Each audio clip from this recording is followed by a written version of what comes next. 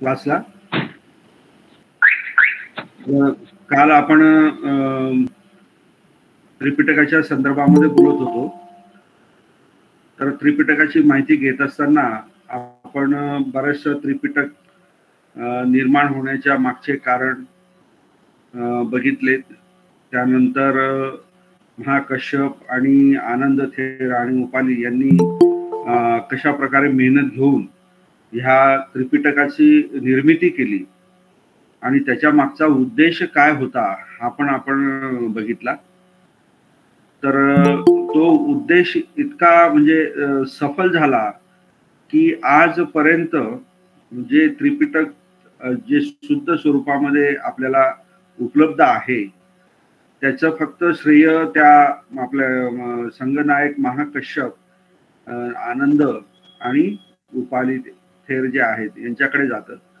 आणि ज्या ही त्रिपिटक निर्मिती करण्याच्याला कारण जे ठरलेत आपले सुभद्र ब्राह्मण भिक्खू यांनाही आपण श्रेय द्यायला काहीच हरकत नाही, जरी निगेटिव्ह असलं, कारण निगेटिव्ह मधूनच पॉझिटिव्हिटी तयार होते असं म्हणायला काही हरकत नाही. तर त्रिपिटकामध्ये आपण सुत्त पिटक बघितलं. सुत्त पिटकामधला जो खुद्दक खुद्दक निकाय जो आहे 5वा तो तिथून आपण बघणार आहोत. ह्या त्रिपिटकाचा अभ्यास करताना फक्त त्रिपिटकाचा अभ्यास म्हणजे त्रिपिटकामध्ये कोणचा विषय आणि त्या तो विषय कुठल्या भागामध्ये दिलेला आहे याच्यावर सुद्धा लोकांनी पुस्तक काढलेले. म्हणजे तेही पुस्तक 200-200 पानाचे पुस्तक आहेत. म्हणजे नुसतं त्रिपिटकाचा परिचय, त्रिपिटकाची तोंड ओळख अशा पद्धतीने बुक्स काढलेले आहेत. इतकं विशाल साहित्य, महाकाय साहित्य आपलं त्रिपिटकाचं आहे. आणि त्रिपिटकातील अभिधम्म हा जो विषय जो आहे, तर अभिधम्म कशा प्रकारे अभ्यास करावा याच्यावरती कॉमेंट्री सुद्धा बऱ्याच लोकांनी लिहिलेली आहे. म्हणजे बघा, म्हणजे आणि परत जे नेत्ती प्रकरण जे आहे प्रकरण ते आहे, तर ते याच्यावरच आहेत की त्रिपिटकाचा अभ्यास कसा करावा, त्याचं वाचन करावं, कसं करावं यावरती ते पुस्तक लिहिलेलं आहे. म्हणजे आतापर्यंत अशा पद्धतीचे कुठले बुक्स किंवा गाईड असे दुसऱ्या साहित्यामध्ये उपलब्ध नाहीये. परंतु त्रिपिटक हे इतकं मोठं असल्यामुळे, विशाल असल्यामुळे अशा प्रकारचे गाईड जे आहेत किंवा मार्गदर्शक पुस्तक जे आहेत ते सुद्धा त्या काळामध्ये लिहिले गेलेले आहेत. आणि प्रत्येक पुस्तकाची एक वेगळी खासियत आहे. सर, प्रत्येक पुस्तकाची एक वेगवेगळी खासियत आहे आणि त्याचे विषयी पण असे वेगवेगळे आहेत. तर खुद्दक पाठ हा जो भाग जो आहे किंवा खुद्दक निकाय जो हा भाग जो आहे त्यामध्ये आपण बघितलं 15 ग्रंथाचं त्याच्यामध्ये समावेश करण्यात आलेला आहे. आणि ह्या 15ही ग्रंथाची एक विशेष बाब आहे. आणि तुम्ही नुसता खुद्दक निकाय याचा जरी अभ्यास केला तरी बऱ्याचशा गोष्टी म्हणजे विनय पिटकातील काही महत्वाच्या बाबी, नंतर सुत्त पिटकातील काही महत्वाच्या बाबी, ॲज वेल ॲज अभिधम्मातील काही महत्वाच्या बाबी ज्या आहेत त्या सुद्धा तुम्हाला ह्या खुद्दक निकायामध्ये मिळतील, अभ्यासाला मिळतील. आणि जे दैनंदिन मी तुम्हाला सांगितलं की ज्या गाथा आपण म्हणतो आहोत दैनंदिन जीवनामध्ये पूजा विधी किंवा नवीन लोक जे आहेत ज्यांना अजून धम्म कळालेलं नाही, तर त्या गाथा किंवा त्याचं मार्गदर्शन हे सुद्धा या ठिकाणी खुद्दक निकायामध्ये तुम्हाला आढळून येईल. तर मी माझा स्क्रीन आता शेअर करतो आहे.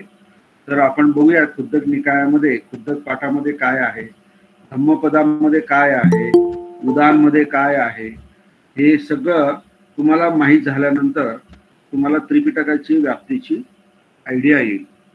ओके, मी स्क्रीन शेअर करतो. सर जी एक्सक्यूज मी सर, हां, ते काही लोक जे स्क्रीनवर दिसतं सर त्यांना म्हणजे डिस्टर्ब होतं जर आपल्या फक्त तुमचा आवाज आणि तुमचं स्क्रीन पाहिजे. हां हां, ज्यांचा व्हिडिओ चालू असेल ना त्यांनी व्हिडिओ बंद करा त्यांचा आणि ऑडिओ सुद्धा म्यूट करून ठेवा प्रत्येकाने, म्हणजे इतरांना पण त्रास होणार नाही, मला पण त्रास होणार नाही.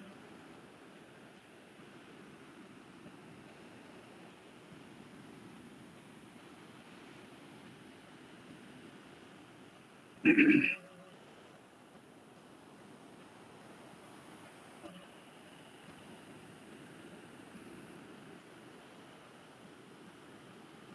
आपण खुद्दक निकायामध्ये दिसतंय स्क्रीनवरती? हॅलो, हो सर, हो सर, हो सर दिसतंय. Okay okay. आता जो खुद्दक निकाय जो आहे तो सुत्त पिटकाचा किंवा 5वा भाग आहे आणि ह्या खुद्दक निकायामध्ये जरी या निकायाचं नाव खुद्दक म्हणजे छोटा असं जरी असलं तरी या निकायामध्ये जातक व धम्मपद हे 2 मोठे ग्रंथ आहेत आणि हे खूप प्रसिद्ध ग्रंथ आहेत. म्हणजे जगामध्ये त्याचं धम्मपदाचं सगळ्या भाषांमध्ये भाषांतर पण झालेलं आहे आणि जातक कथा ज्या आहेत त्या बुद्धांच्या जातक कथा ज्या आहेत त्याच्यावरती खूप संशोधन चालू आहे.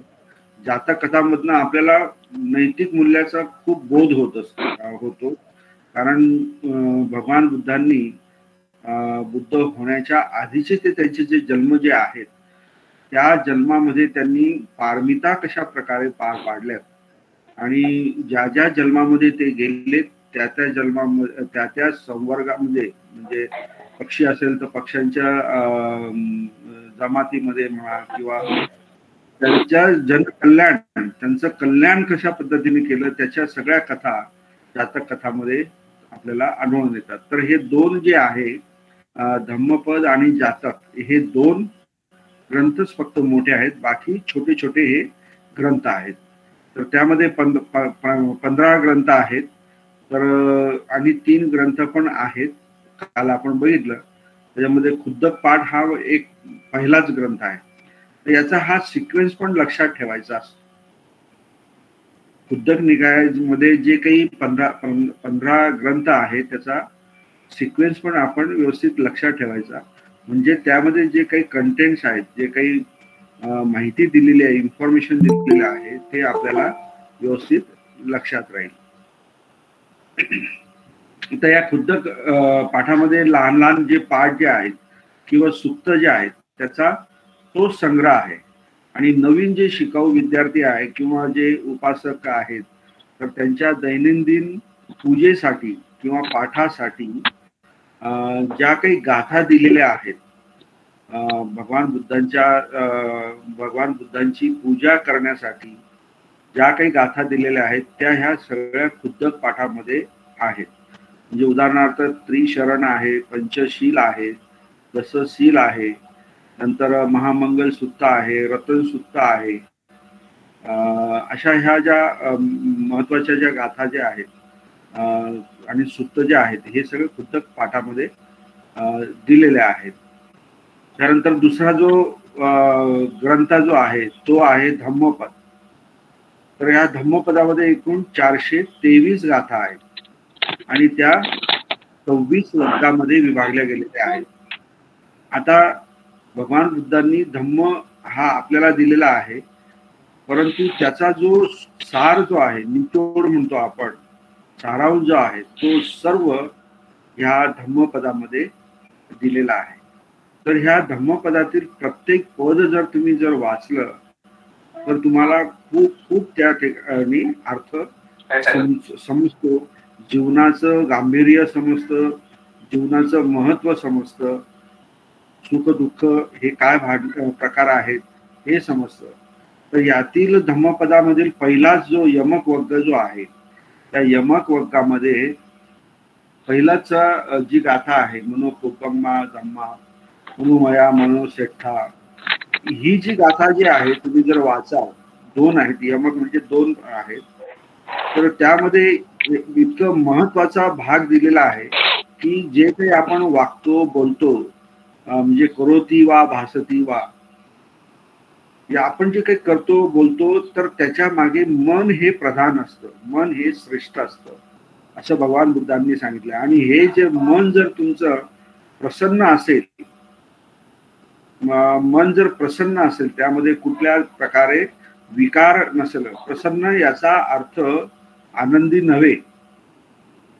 जसं पालीचे शब्द तुम्ही शिकाल त्यानुसार तुम्हाला शब्दांची उकल होईल. प्रसन्न म्हणजे अगदी शांत, की त्या मनामध्ये कुठल्याही प्रकारचे विकार नाही, विकार रहित असं ज्यावेळेस मन असेल आणि अशा मनाच्या द्वारे तुम्ही जे काही बोलणार किंवा काही करणार तर त्याच्याने तुम्हाला काय सुखच प्राप्त होईल. आणि जर समजा पदुठ्ठेनं, त्यामध्ये पदुठ्ठेनं असं म्हणजे प्रदूषित मनाने जे तुम्ही करणार किंवा बोलणार तर त्याचे विपाक काय दुःखामध्येच तुम्हाला मिळणार. ते बैलगाडीचं उदाहरण त्यामध्ये दिलेलं आहे. असे अनेक चित्तवग्ग आहेत, अपमाद वग्ग आहे. चित्तवग्गामध्ये तर भगवान बुद्धांनी चित्ताची जे कॅरेक्टरिस्टिक्स आहेत, गुणधर्म आहेत, चित्ताचं बिहेवियर कसं असतं, त्याची वागणूक कशी असते, याचं सगळं इतकं सुंदर वर्णन भगवान बुद्धांनी त्या चित्तवग्गामध्ये दिलेलं आहे. अपमाद वर्ग, ब्राह्मण वर्ग,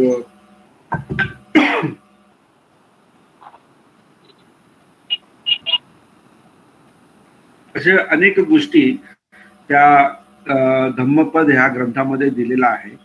आणि प्रत्येकाने हा धम्मपद जो आहे त्याच्यातले काही ठराविक धम्मपद जे आहेत हे पाठांतर करून रोज सकाळी आंघोळ झाल्यानंतर भगवान बुद्धांची पूजा करताना म्हटलं तरीही तुमचं मन अगदी प्रसन्न होऊन जाईल आणि तुमच्यामध्ये एक एनर्जी म्हणतो आपण, एक शक्ती, एनर्जी, ऊर्जा ही तुमच्यामध्ये निर्माण होईल आणि तुमचे दिवसभराचे जे कार्य जे आहे ते कार्य अतिशय चांगल्या पद्धतीने पूर्ण होऊ शकतात. तर धम्म दुसरं तिसरं काही नसून एक ऊर्जा आहे, ती शक्ती आहे, ती त्या शक्तीच्या द्वारे आपल्याला आपलं जीवन हे जीवन जगायचं आहे. हाच एक छोटासा साधा संदर्भ आहे. तर त्यापुढे धम्मपदाच्या नंतर उदान हा एक ग्रंथ आहे. ह्या उदान ग्रंथामध्ये भगवान बुद्धांनी आपल्या मुखातून जे काही किती वाक्य जे काही उच्चारले त्याला उदान म्हटलं गेलेलं आहे. आता हे वाक्य जे उच्चारले गेलेले आहेत ते काही असे सहज उच्चारले गेलेले नाही.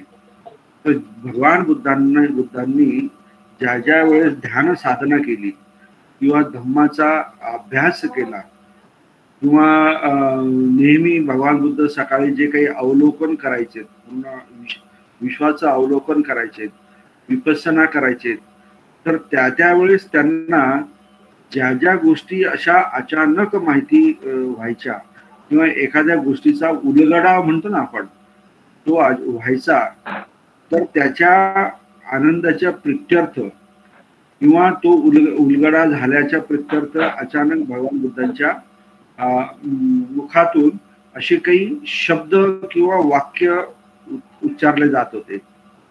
त्यालाच काय म्हणतात, उदान असं म्हणतात. तर हे उत्स्फूर्त वचन आहे किंवा विशिष्ट प्रसंगी भगवान बुद्धाच्या मुखातून वेळोवेळी सहज निघालेले वचन किंवा प्रतिवाक्याचा संग्रह म्हणजे काय, उदान होय. उदाहरणार्थ तुम्ही विपश्यना जर शिकलेला असाल, विपश्यनाला तुम्ही गेला असाल तर शब्दे संखारा काय एक उदान आहे ना, वय धम्मा वय असं एक उदान आहे. ते भगवान बुद्धांनी केव्हा म्हटलेलं आहे की ज्यावेळेस विपश्यना करताना, ज्यावेळेस ध्यान साधना करताना, ज्यावेळेस त्यांना शरीरावरच्या ज्या वेदना ज्या आहेत, संवेदना ज्या आहेत त्या उत्पन्न होतात आणि नष्ट होतात, हे जेव्हा त्यांच्या लक्षात आलं तर त्यावेळेस त्यांनी असं हे वाक्य जे आहे ते त्यांनी त्यांच्या मुखातनं आपोआप निघालं. त्यानंतर जन्म मृत्यूच्या बाबतीमध्ये पण ज्यावेळेस त्यांना कळालं की अरे जन्म आहे आणि मृत्यू आहे आणि हे भवचक्र जे आहे हे असंच चालू असतं की ज्याला सुरुवातही नाही आणि एंड पण नाही, म्हणजे अंत पण नाही. तर त्यावेळेस मग भगवान बुद्धांनी इथे अनेक जाती संसारा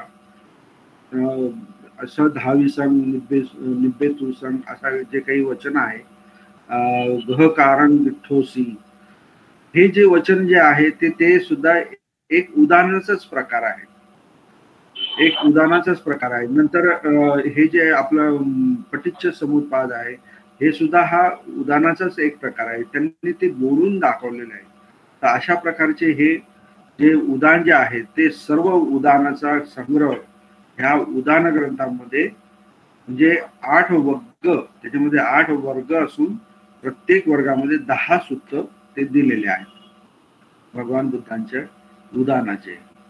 त्यानंतर खुद्दक पाठामध्ये इति उत्तक हा एक ग्रंथ आहे.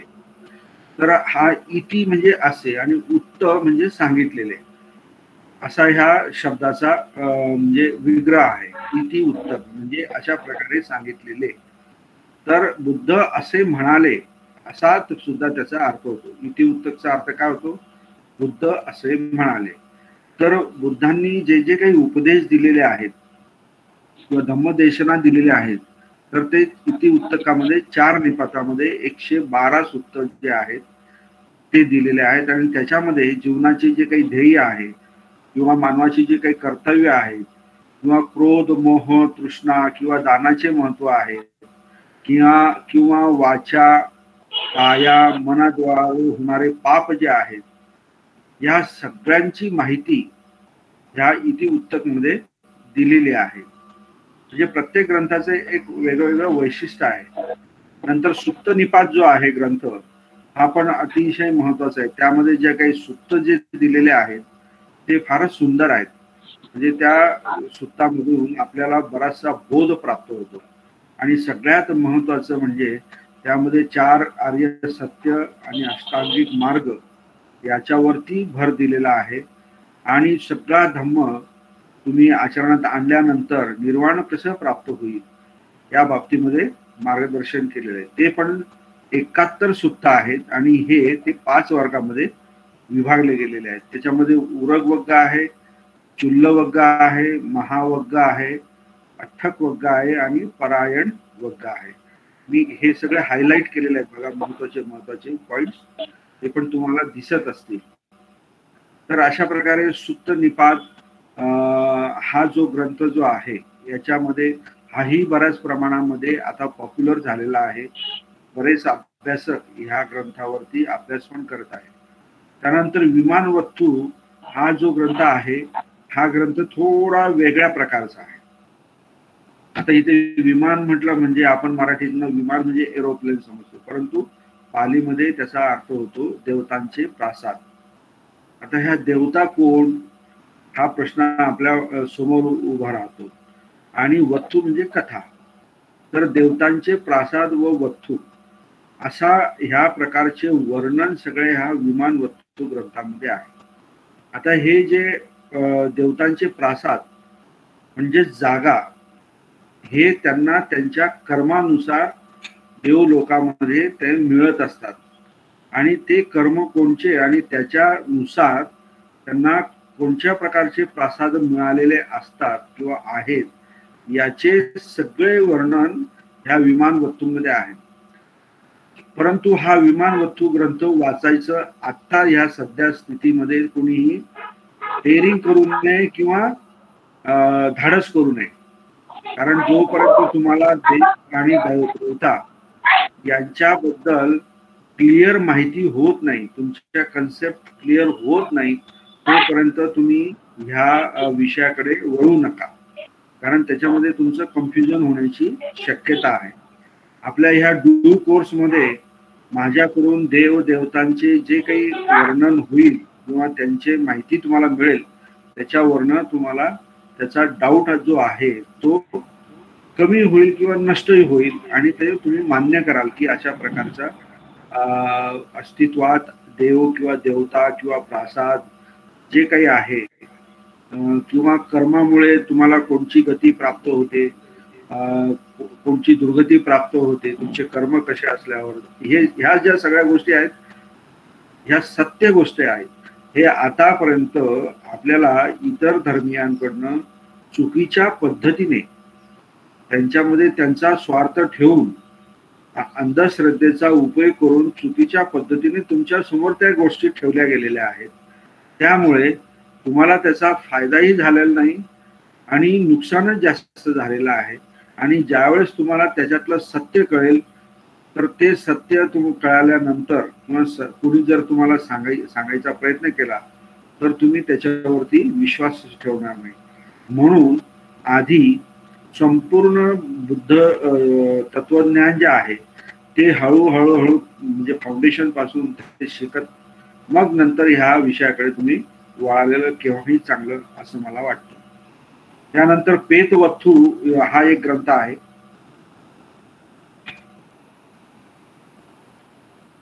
आता पेत म्हणजे काय, आपण प्रेत म्हणतो, म्हणजे जो व्यक्ती मृत झालेला आहे त्याला आपण प्रेत म्हणतो. आता हा जो पेत हा शब्द जो आहे ऍक्च्युली पाली भाषेमध्ये त्याची खोड जर केली तर तो याच्यावरनं म्हणजे ई त्याचा धातू आहे आणि तो त्याच्यावरनं पेत हा शब्द तयार झालेला आहे. मी तुम्हाला त्याचं एकदम डिटेल हे सांगेल. परंतु त्याचा अर्थ पेत म्हणजे काय, सुखापासून लांब गेलेला, सुखापासून लांब गेलेला जो असतो त्याला पेत असं म्हटलं जातं.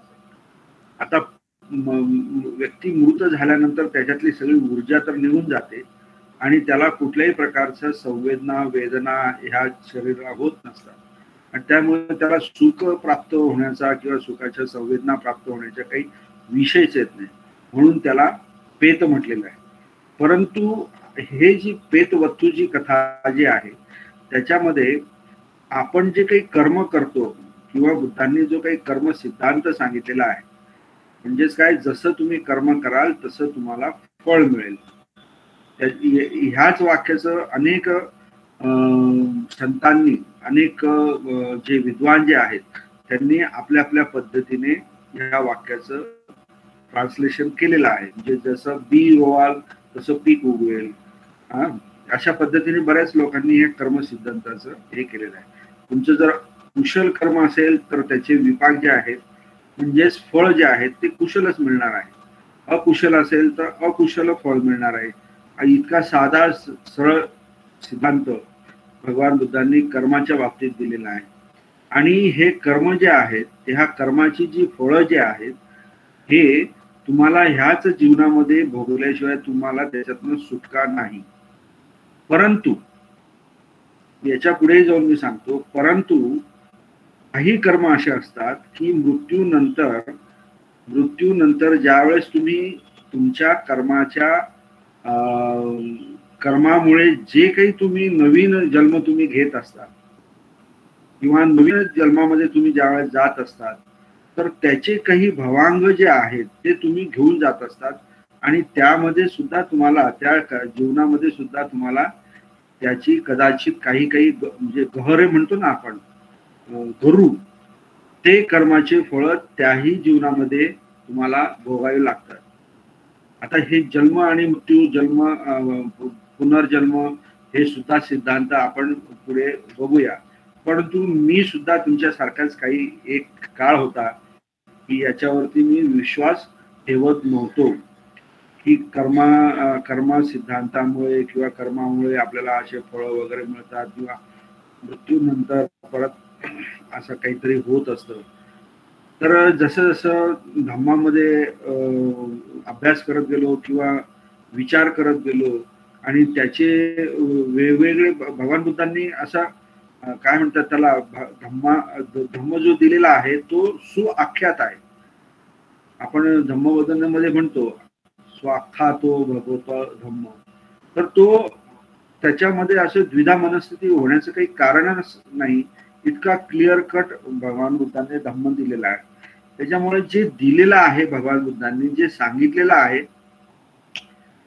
ते तुम्हाला पटल्याशिवाय किंवा तुम्हाला समजल्याशिवाय तुम्ही ते मान्य करू नका. परंतु असंही मी तुम्हाला खात्रीने सांगतो, जर तुम्ही चांगल्या पद्धतीने त्याचा अभ्यास केला तर तुम्हाला ते पटणारच आणि समजणारच. कारण सगळ्या क्लिअर कट गोष्टी भगवान बुद्धांनी याच्या सहित, उदाहरणासहित, प्रसंगासहित, घटनेसहित सगळ्या हे दिलेलं आहे. त्याच्यामध्ये कुठल्याही प्रकारची द्विधा मनस्थिती होण्याचा विषयच येत नाही. म्हणून हे विमानवत्तू, पेतवत्तू हे जे आहे तर ह्या गोष्टी काही लोकांना पटणार नाही, परंतु त्या आता आपल्या अभ्यासक्रमामध्ये आहेत, तर त्या तुम्ही शिकल्या पाहिजेत किंवा समजून घेतल्या पाहिजेत. नरक हा जो विषय जो आहे, हा नरक दुसरं तिसरं काही नसून आपल्या मनाची दुःखद अवस्था, याला सुद्धा नरक म्हटलं जातं. म्हणजे जे मनामध्ये, आणि स्वर्ग म्हटलं म्हणजे काय, स्वर्ग म्हणजे मनाची सुखाची अवस्था, हॅपीनेस. ह्या इतके हे जे टर्म्स आहेत यांचे अर्थ इतके साधे आणि सोपे आहेत, आणि ते परंतु ते स्वीकारणं तेवढंच कठीण पण आहे. कारण मनाची हॅपीनेस, मनाचा हॅपीनेस अवस्था जी आहे ती आणणं जितकं सोपं आहे तितकंच कठीण पण आहे, आणि मनाची जी दुःखाची अवस्था नष्ट करणं जितकं सोपं आहे तितकंच कठीण सुद्धा आहे. तर भगवान बुद्धांनी जसं आपल्या शरीरामध्ये मन आणि शरीर याच्यामध्ये जे काही लोक सांगितले, जसं मी तुम्हाला काल 31 प्रकारचे लोक सांगितले, त्याचं म्हणजे पूर्ण नाही सांगितले, पण असं असतं अस्तित्व. तर तिथे जे काही अनुभव येत असतात, सुखद किंवा दुःखद, तेच तशाच प्रकारचे अनुभव आपल्याला मानवी जीवनामध्ये, मनुष्य जन्म हा असा एकच जन्म आहे की त्यालाच फक्त वेदना संवेदना ह्या प्रज्ञेने बघता येतात. म्हणून भगवान बुद्धांना सुद्धा देवलोकामधून मनुष्य जीवनामध्ये यावं लागलं, आणि संवेदना ह्या सगळ्या प्रज्ञेने बघून हा सगळा शोध ते लावू शकले. म्हणून मनुष्य जन्म हा अतिशय महत्वाचा आहे, आणि हा शेवटची संधी आहे. तुम्हाला मनुष्य जन्म मिळतो ही ह्या भवचक्रामधून मिळण्याची ही सगळ्यात शेवटची संधी आहे. एकदा का तुम्ही याच्यातनं बाहेर पडला की तुम्ही ह्या भवचक्रातून, म्हणजेच काय, सुख आणि दुःखातून तुम्ही मुक्त होतात. जर तुम्ही याच्यातनं बाहेर पडला नाही तर तुमचे हजारो वर्ष, करोडो वर्ष त्या ह्याच भवचक्रामध्ये जन्म आणि मृत्यू याच्यामध्ये तुम्ही पिसले जातात. आणि जन्म आणि मृत्यू दुसरं काय नसून हे सगळं काय सुख दुःखाचाच एक भाग आहे. म्हणून भगवान बुद्धांनी नरक, स्वर्ग ह्या सगळ्या कल्पना सांगितलेल्या आहेत, पण त्या सगळ्या सैद्धांतिक पद्धतीने सांगितलेल्या आहेत, सायंटिफिक पद्धतीने सांगितलेल्या आहेत. परंतु आता आपण अज्ञानी होतो. एक 50-60 वर्षापूर्वी, म्हणजे एक 60-70 वर्षापूर्वी आपल्याला शिक्षण घेण्याचा अधिकारही नव्हता. जसं आपण शिक्षण घेतलं तशा गोष्टी आपल्याला शिकायला मिळाल्या, परंतु अज्ञानामुळे आपण ह्या सगळ्या गोष्टी करत होतो. त्या समोरच्या व्यक्तीने सांगितलेली जशी असेल तशी ती ऍक्सेप्ट करत होतो. तर आता तसं करण्याची गरज नाही. प्रज्ञा जागृत ठेवून, म्हणजेच काय, जसं आहे सत्य स्वरूपामध्ये जे आहे ते स्वीकारणे किंवा बघणे किंवा करणे, यालाच आपण प्रज्ञा म्हणतो. आपण 3 प्रकारच्या आहेत, ते आपण नंतर बघूया.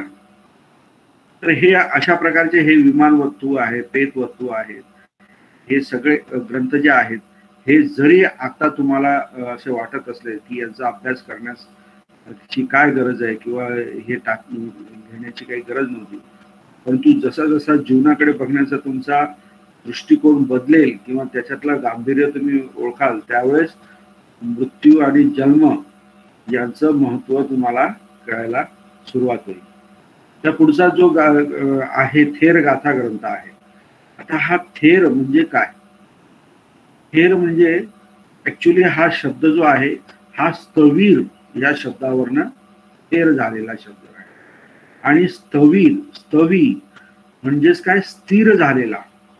आणि स्थिर झालेला म्हणजेच काय, की ज्या व्यक्तीच्या मनामध्ये कुठल्याही प्रकारचा विकार नाही, ज्याने सगळे लोभ, द्वेष, मोह सगळे जेवढ्या म्हणजे मत्सर वगैरे जे काही आहेत, सगळ्या चेतसिका ज्या आहेत, अकुशल चेतसिका म्हणा वगैरे, हे सगळे नष्ट झालेले आहेत. आणि आता तो काय झालेला आहे, स्थिर झालेला आहे. तो कुठल्याही गोष्टीच्या मागे आता धावत नाही, तो प्रज्ञावंत झालेला आहे. अशा व्यक्तीला स्थिर झाला असं म्हणायचे. आणि त्यालाच स्थविर म्हणायचे आणि त्या स्थविरावरनं हा थेर शब्द तयार झालेला आहे.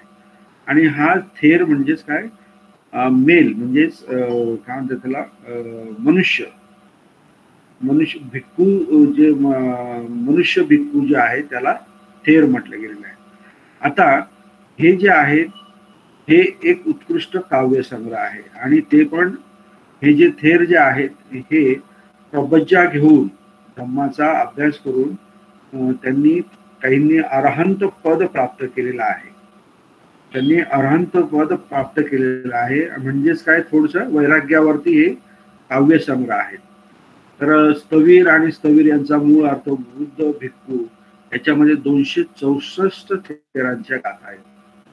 आता ह्या गाथामध्ये नेमकं काय सांगितलेलं आहे, आधी हे जे थेर होते हे सामान्य लोक होते, पुथुजन म्हणतो आपण त्यांना, सामान्य लोक होते. परंतु जसाही धम्म यांच्या जीवनामध्ये आला आणि भगवान बुद्धांचाही सहवास त्यांच्या जीवनामध्ये आला तर त्यांच्या जीवनामध्ये एक आमूलाग्र बदल झाला.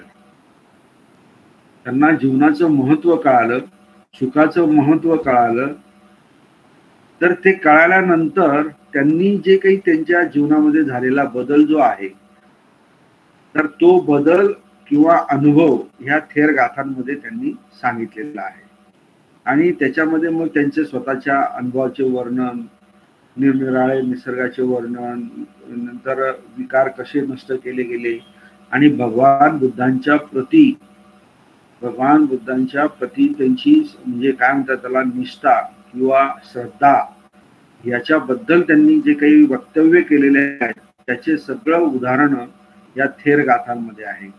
त्यांचे मानसिक शांती, गांभीर्य, त्यांचे अत्यंत भावस्पर्शी भाषेत त्यांनी आपल्या जीवनाचा अनुभव इथे व्यक्त केलेला आहे. अशा ह्या 264 थेर गाथा आहेत. तर याच्यामधनं सुद्धा आपल्याला गाथांच्या स्वरूपातून खूप चांगल्या प्रकारे धम्म शिकता येतो. त्याचप्रमाणे जसे थेर गाथा आहेत तसे थेरी गाथा आहेत. थेरी म्हणजे आपले भिक्खुनी जे आहेत त्यांना आपण थेरी म्हणतो. तर त्या 73 भिक्खुनी ज्या आहेत त्यांनी त्यांच्यामध्ये आलेल्या आहेत आणि त्या जीवनामध्ये म्हणजे त्यांचं जीवन आधी कसं होतं, किती कष्टदायक होतं, किती दुःखदायक होतं, आणि नंतर त्यांच्या जीवनामध्ये धम्म आल्यानंतर ते त्याचं रूपांतर सत्यामध्ये किंवा सुखामध्ये किंवा एक दृष्टिकोन जो म्हणतो आपण, जगण्याचा दृष्टिकोन, तो कसा मिळाला त्याचा अनुभव व्यक्त करताना त्यांनी जे काही भाष्य केलेलं आहे ते भाष्य सगळं ह्या थेरी गाथेमध्ये आहे. आणि भगवान बुद्धांच्या बद्दलही त्यांनी खूप खूप खूप म्हणजे बरेचसे हे थेर गाथा आणि थेरी गाथा यांनी भगवान बुद्धांना पिता म्हटलेला आहे, भाऊ म्हटलेला आहे, आई सुद्धा म्हटलेला आहे. याचं कारण का, की भगवान बुद्धांच्या मुखातून धम्म ऐकून त्यांचं जीवनमान बदललेलं आहे, म्हणजे विकसित झालेलं आहे. म्हणून त्यांनी बऱ्याचशा थेर आणि थेरीनी भगवान बुद्धांना असं म्हटलेलं आहे की आम्ही तुमच्या मुखतो म्हणजे मुखातून जन्मलेले आम्ही तुमचे पुत्र आहोत किंवा पुत्री आहोत, अशा प्रकारचे सुद्धा वर्णन या ठिकाणी या थेर गाथेमध्ये आणि थेरी गाथेमध्ये दिलंय. मुखतो जातो, ओरसो, धम्मजा, असे फार सुंदर सुंदर त्यांनी भगवान बुद्धांवरती श्रद्धा दाखवताना वाक्य वापरलेले आहेत. आणि हे जे मुखतो जातो जे आहे ना, हाच शब्द ब्राह्मणांनी नंतर चोरला आणि तो काय ब्रह्मा मुखतो जातो म्हणजे मी ब्रह्माच्या मुखातून निर्माण झाला, ब्राह्मणाच्या मुखात जन्म झाला ब्राह्मणाचा, अशा प्रकारचे त्यांनी त्याच्यावरती कडी करून मग तो ब्राह्मण मुखातून, ते बाहूतून क्षत्रिय, हे 4 वर्ण हे नंतरची डेव्हलपमेंट आहे हे लक्षात घ्या. म्हणजे तुम्हाला हे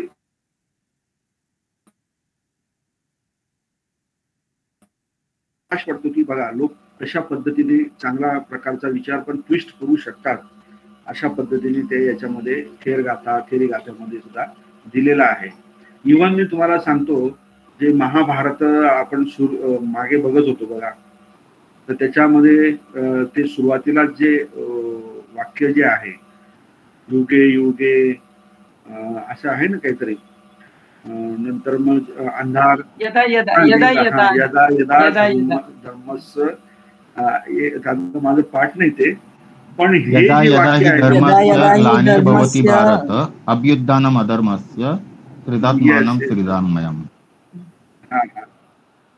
येस.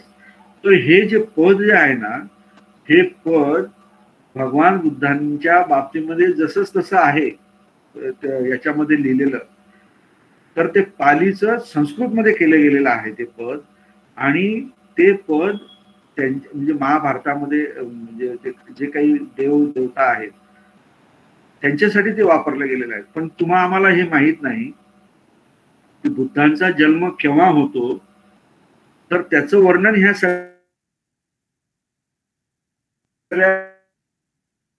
कार निर्माण होतो त्यावेळेस बुद्ध जन्माला येतात असा त्याच्यातला थोडासा म्हणजे तुम्हाला मी हे सांगतो. मी तुम्हाला व्हॉट्सअपवरती आणखी डिटेल्स त्याचे माझ्याकडे आहे लिहिलेले, संपूर्ण डिटेल्स त्याचे भाषांतर आणि पाली शब्द संस्कृत शब्द हे सुद्धा मी तुम्हाला पाठवेन. आणि हे जेव्हा माझ्या लक्षात आलं त्यावेळेस मला इतका आनंद झाला की बघा आपण ज्या काही एका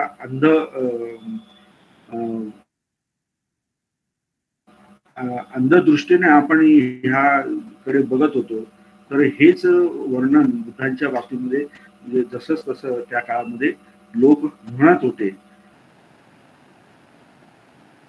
त्यानंतर आणि त्रिपिटकाचा अभ्यास केल्यानंतर आपल्या ह्या लक्षात येतो आणि विचार करण्याची पद्धतच बदलते आपली. याचा मोठा फायदा काय आहे, तुमची सोच जी आहे ना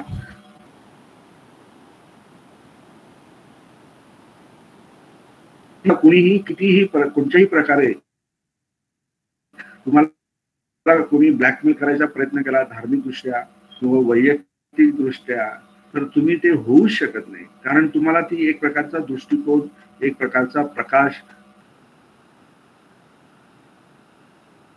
आणि नवीन तुमच्यामध्ये डेव्हलपमेंट होते, एवढं मी नक्की सांगू शकतो.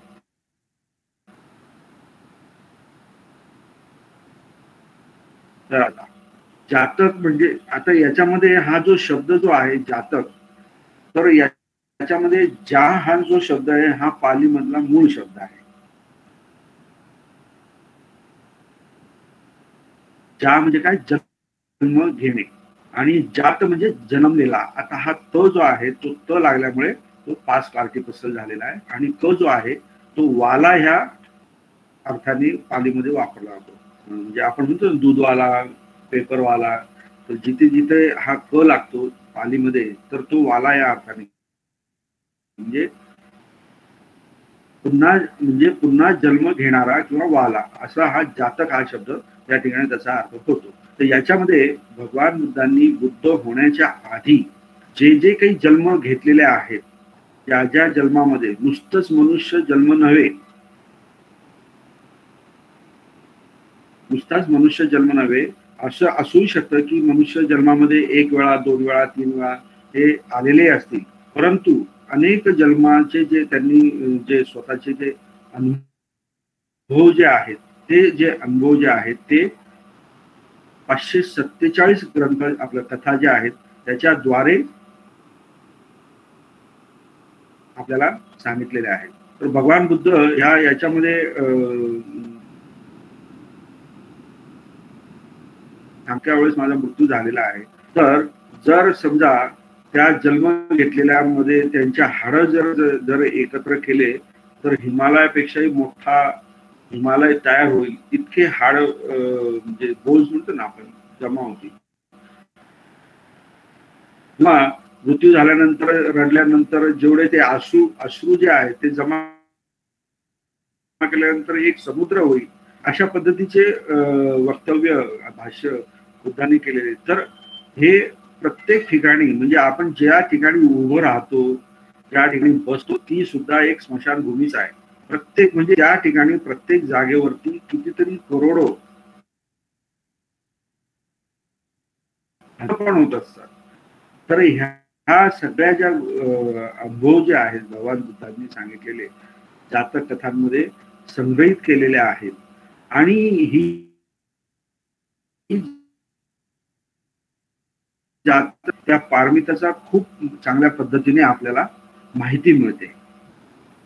आता हा पारमिता हा जो शब्द जो आहे, तर पारमिता शब्द याचा आपण बऱ्याच ठिकाणी सर्रास उपयोग करत असतो, तर काही हरकत नाही. परंतु हा पारमिता हा शब्द हा विशेष शब्द आहे आणि तो बुद्धांच्या बाबतीमध्ये विशेष पद्धतीने तो लागू होतो, परंतु तो जनसामान्याच्या बाबतीत लागू होत नाही असं माझं मत आहे. तर ते का, की बुद्धांनी 10 पारमिता पार पाडलेल्या आहेत, है की नाही. जातक कथामध्ये त्या ज्या 10 पारमिता ज्या आहेत ते वेगवेगळ्या जन्मामध्ये वेगवेगळ्या प्रसंगामध्ये पार पाडलेल्या आहेत. तर ह्या पारमिता जर तुम्ही अभ्यास केला तर याच्यामध्ये 10 पारमिता सांगितलेल्या आहेत, परंतु त्याच्या प्रत्येक एका पारमीचे 3-3 भाग केलेले आहेत, लक्षात घ्या. तर ते असे एका पारमीचे 3-3 भाग केलेले आहेत आणि त्याच्यामध्ये मग पारमी, उपपारमी आणि सामान्य पारमी अशा 3 भाग केलेले आहेत. तर त्याचा जर तुम्ही अभ्यास केला तर तुम्ही असं म्हणू शकत नाही की मी पारमिता पार पाडतो म्हणून. आता दान पारमिता जर तुम्ही म्हटली तर दान पारमिता इतकी भयानक आहे की लोक आपलं स्वतःचं जीवन अर्पण करणे ही एक पारमिता भगवान बुद्धांनी सस जातक कथामध्ये त्याचं वर्णन आहे.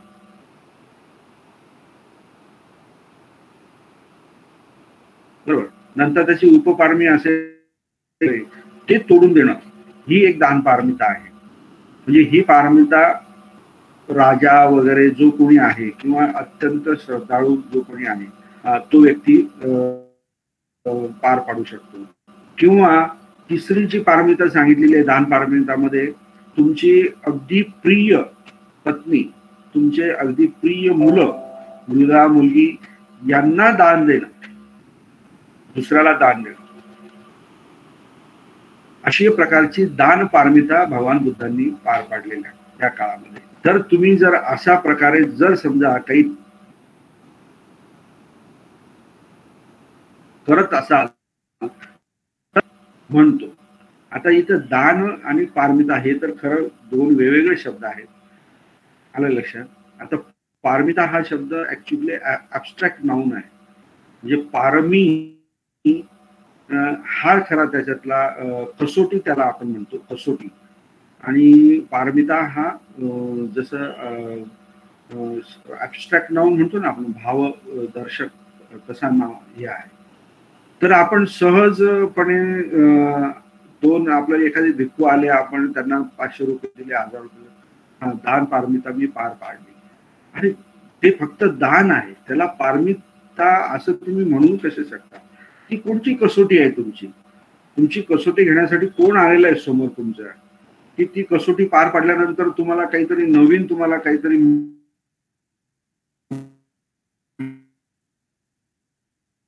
ओनली दान. पण तुम्ही सहज आपण सगळेजण लोक दान पारमिता पार करायला पाहिजे. हा पारमिता शब्द हा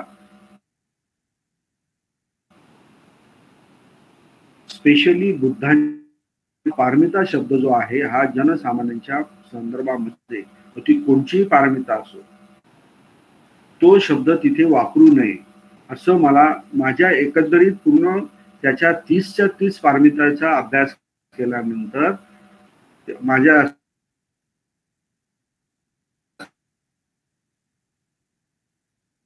जसे की बुद्धांचं वर्णन करताना आपण त्यांच्या 9 गुणांचं वर्णन करतो बुद्ध वंदनेमध्ये, इतिपिसो भगवा अरहं सम्मा संबुद्धो वगैरे, हे 9 जे गुण आहेत. तर त्यातला एखादा गुण म्हणजे लोकविदू जर म्हटला आपण तर आपण ते बुद्धांनाच म्हणू शकतो. आपण जनसामान्य किंवा कितीही महापंडित असला तरी त्याला ते आपण म्हणूच शकत नाही. कारण लोकांचा विदू म्हणजे पांडित्य म्हणजे माहिती असणारा ज्ञान असणारा माणूस होऊ शकत नाही. कारण लोकचे जर ज्ञान प्राप्त करायचं असेल तर त्याला लोकोत्तर म्हणजे लोकांच्या पलीकडे जावं लागेल आणि ती अवस्था प्राप्त करणं म्हणजे कोणालाही शक्य नाही. तर तसा हा शब्द पारमिता जो शब्द जो आहे हा अत्यंत महत्वाचा शब्द आहे आणि तो बुद्धांच्या बाबतीमध्येच आता बुद्धांनी क्षमा जी पारमिता आहे, क्षमा आपण जे काय म्हणतो ती, तर त्याच्यासारखी पारमिता आपण पार पाडू शकत नाही.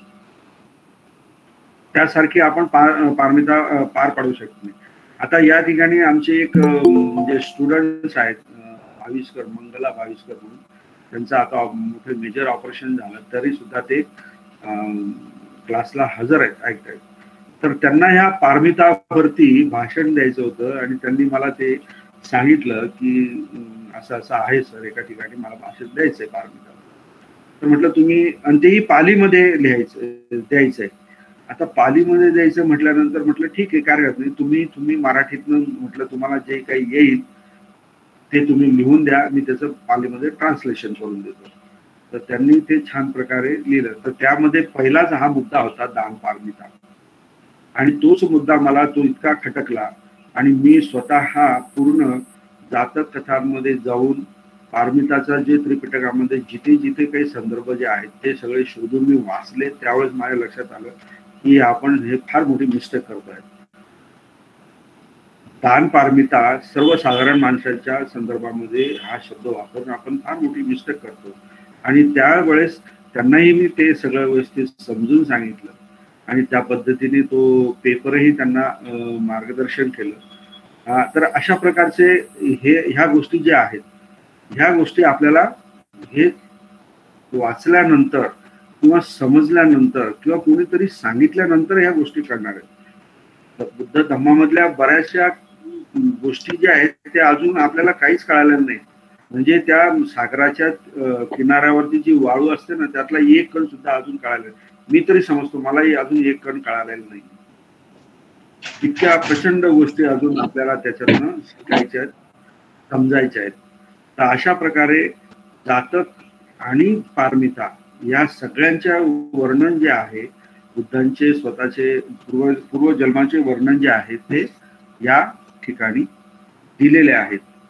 नंतर निर्देश जो आहे म्हणजे काय, निर्देश म्हणजे स्पष्टीकरण, आणि त्या निर्देशामध्ये त्या ग्रंथामध्ये अनेक रोगांची नावं, त्याच्यावर उपचार, दैवत, निसर्ग देवता, देवत्वाला पोचलेली माणसं वगैरे वगैरे याच्या संदर्भामध्ये माहिती दिलेली आहे. तर ह्या माहितीवरनं बरेचसे आपल्याला ज्ञान प्राप्त होतं. आता यामध्ये बघा निसर्ग हा शब्द दिलेला आहे. आता याच्यावरही मी बऱ्याच वेळा थिंकिंग केलं. निसर्ग, आता संसर्ग आणि निसर्ग हे दोन शब्द आहेत बघा. आपण जे काही आपल्याला खूप छान झाडी दिसली, एक मिनिट, सॉरी,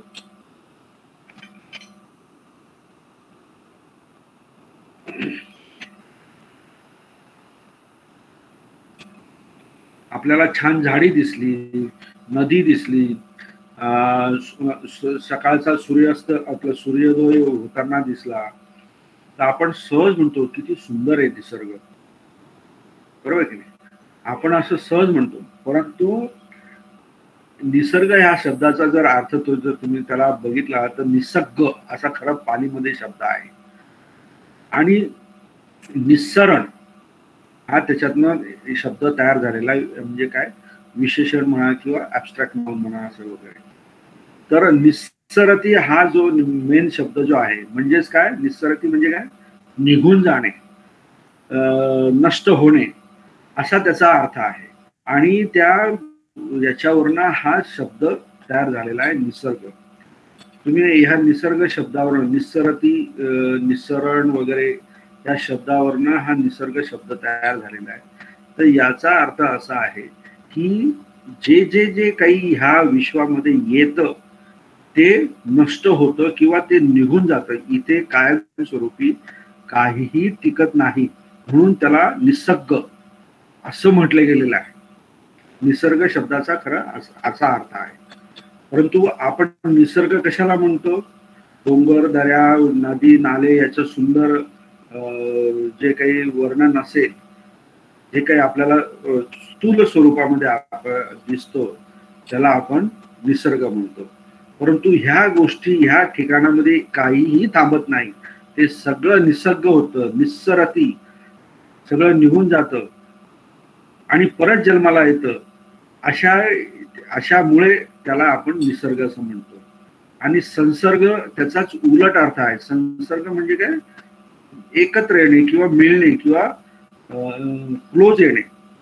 आपण म्हणतो ना, एखाद्या आजाराचा संसर्ग झाला म्हणजेच काय झालं? त्या जंतूचे तुमच्या शरीरामध्ये प्रवेश झाला, म्हणजे तुम्ही एकत्र आला, संसर्ग झाला.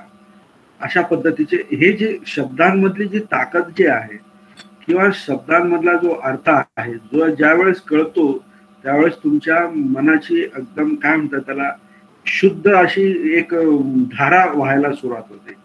म्हणून ह्या गोष्टींकडे पण आपण लक्ष दिलं पाहिजे. पाली भाषा शिकल्यानंतर ही बुद्धी आपोआप सुचते की कोणताही शब्द दिसला किंवा कानावर ऐकू आला की त्याची तुम्ही काय करणार? पोस्टमार्टमच करणार, त्याची तोडफोड करणार आणि त्याचा खरा अर्थ जो आहे तो आपल्याला मिळण्यासाठी तुम्ही प्रयत्न करणार. तर अशा प्रकारे हा निसर्ग पण शब्द आहे. आणि निसर्ग देवता जे आपण झाडी म्हणतो किंवा नदी वगैरे असं त्यांना नावं दिलेले आहेत. तिथे काही व्यक्तिरेखा नाहीये. त्याचं सगळं स्पष्टीकरण जे आहे ते सगळे निर्देश याच्यामध्ये दिलेला आहे. तर मला असं वाटतं की आपला 1 तास झालेला आहे. तर आपण एक 5 मिनिट जर इथे ब्रेक घेतला तर फ्रेश परत तुम्ही आणि मी आपण परत बसून आपण आपलं पुढचं लेक्चर कंटिन्यू करू शकतो. तर एक 5 मिनिटाचा ब्रेक घ्यायचा का? Sir 1 minute. संसर्ग म्हणजे एकत्र येणे म्हटले का तुम्ही? हा, संसर्ग म्हणजे क्लोज येणे, एकत्र येणे, संसर्ग. आता हा संघ जो आहे ना, संघ हा काय म्हणतात त्याला, उपसर्ग आहे. याच्यातला नि सुद्धा जो आहे निसर्गातला, हा पण उपसर्ग आहे. त्याच्यामध्ये खूप व्याकरण आहे. सम्मा, संबुद्ध, आपण वापरतो बघा. तर ते स्वतः संसर्ग म्हणजे जवळ जाणे, स्वतः कोणाच्या तरी जवळ जाणे किंवा दुसऱ्याने आपल्या जवळ येणे, असाही त्याचा अर्थ होऊ शकतो. म्हणजे होतोच, अर्थ होऊ शकतो नाही, असा होतोच, हे लक्षात घ्या. तर आपण थोडं थांबायचं, एक 5 मिनिट. ओके, चालेल. हो सर, 5 मिनिटाचा ब्रेक का? Okay, thank you.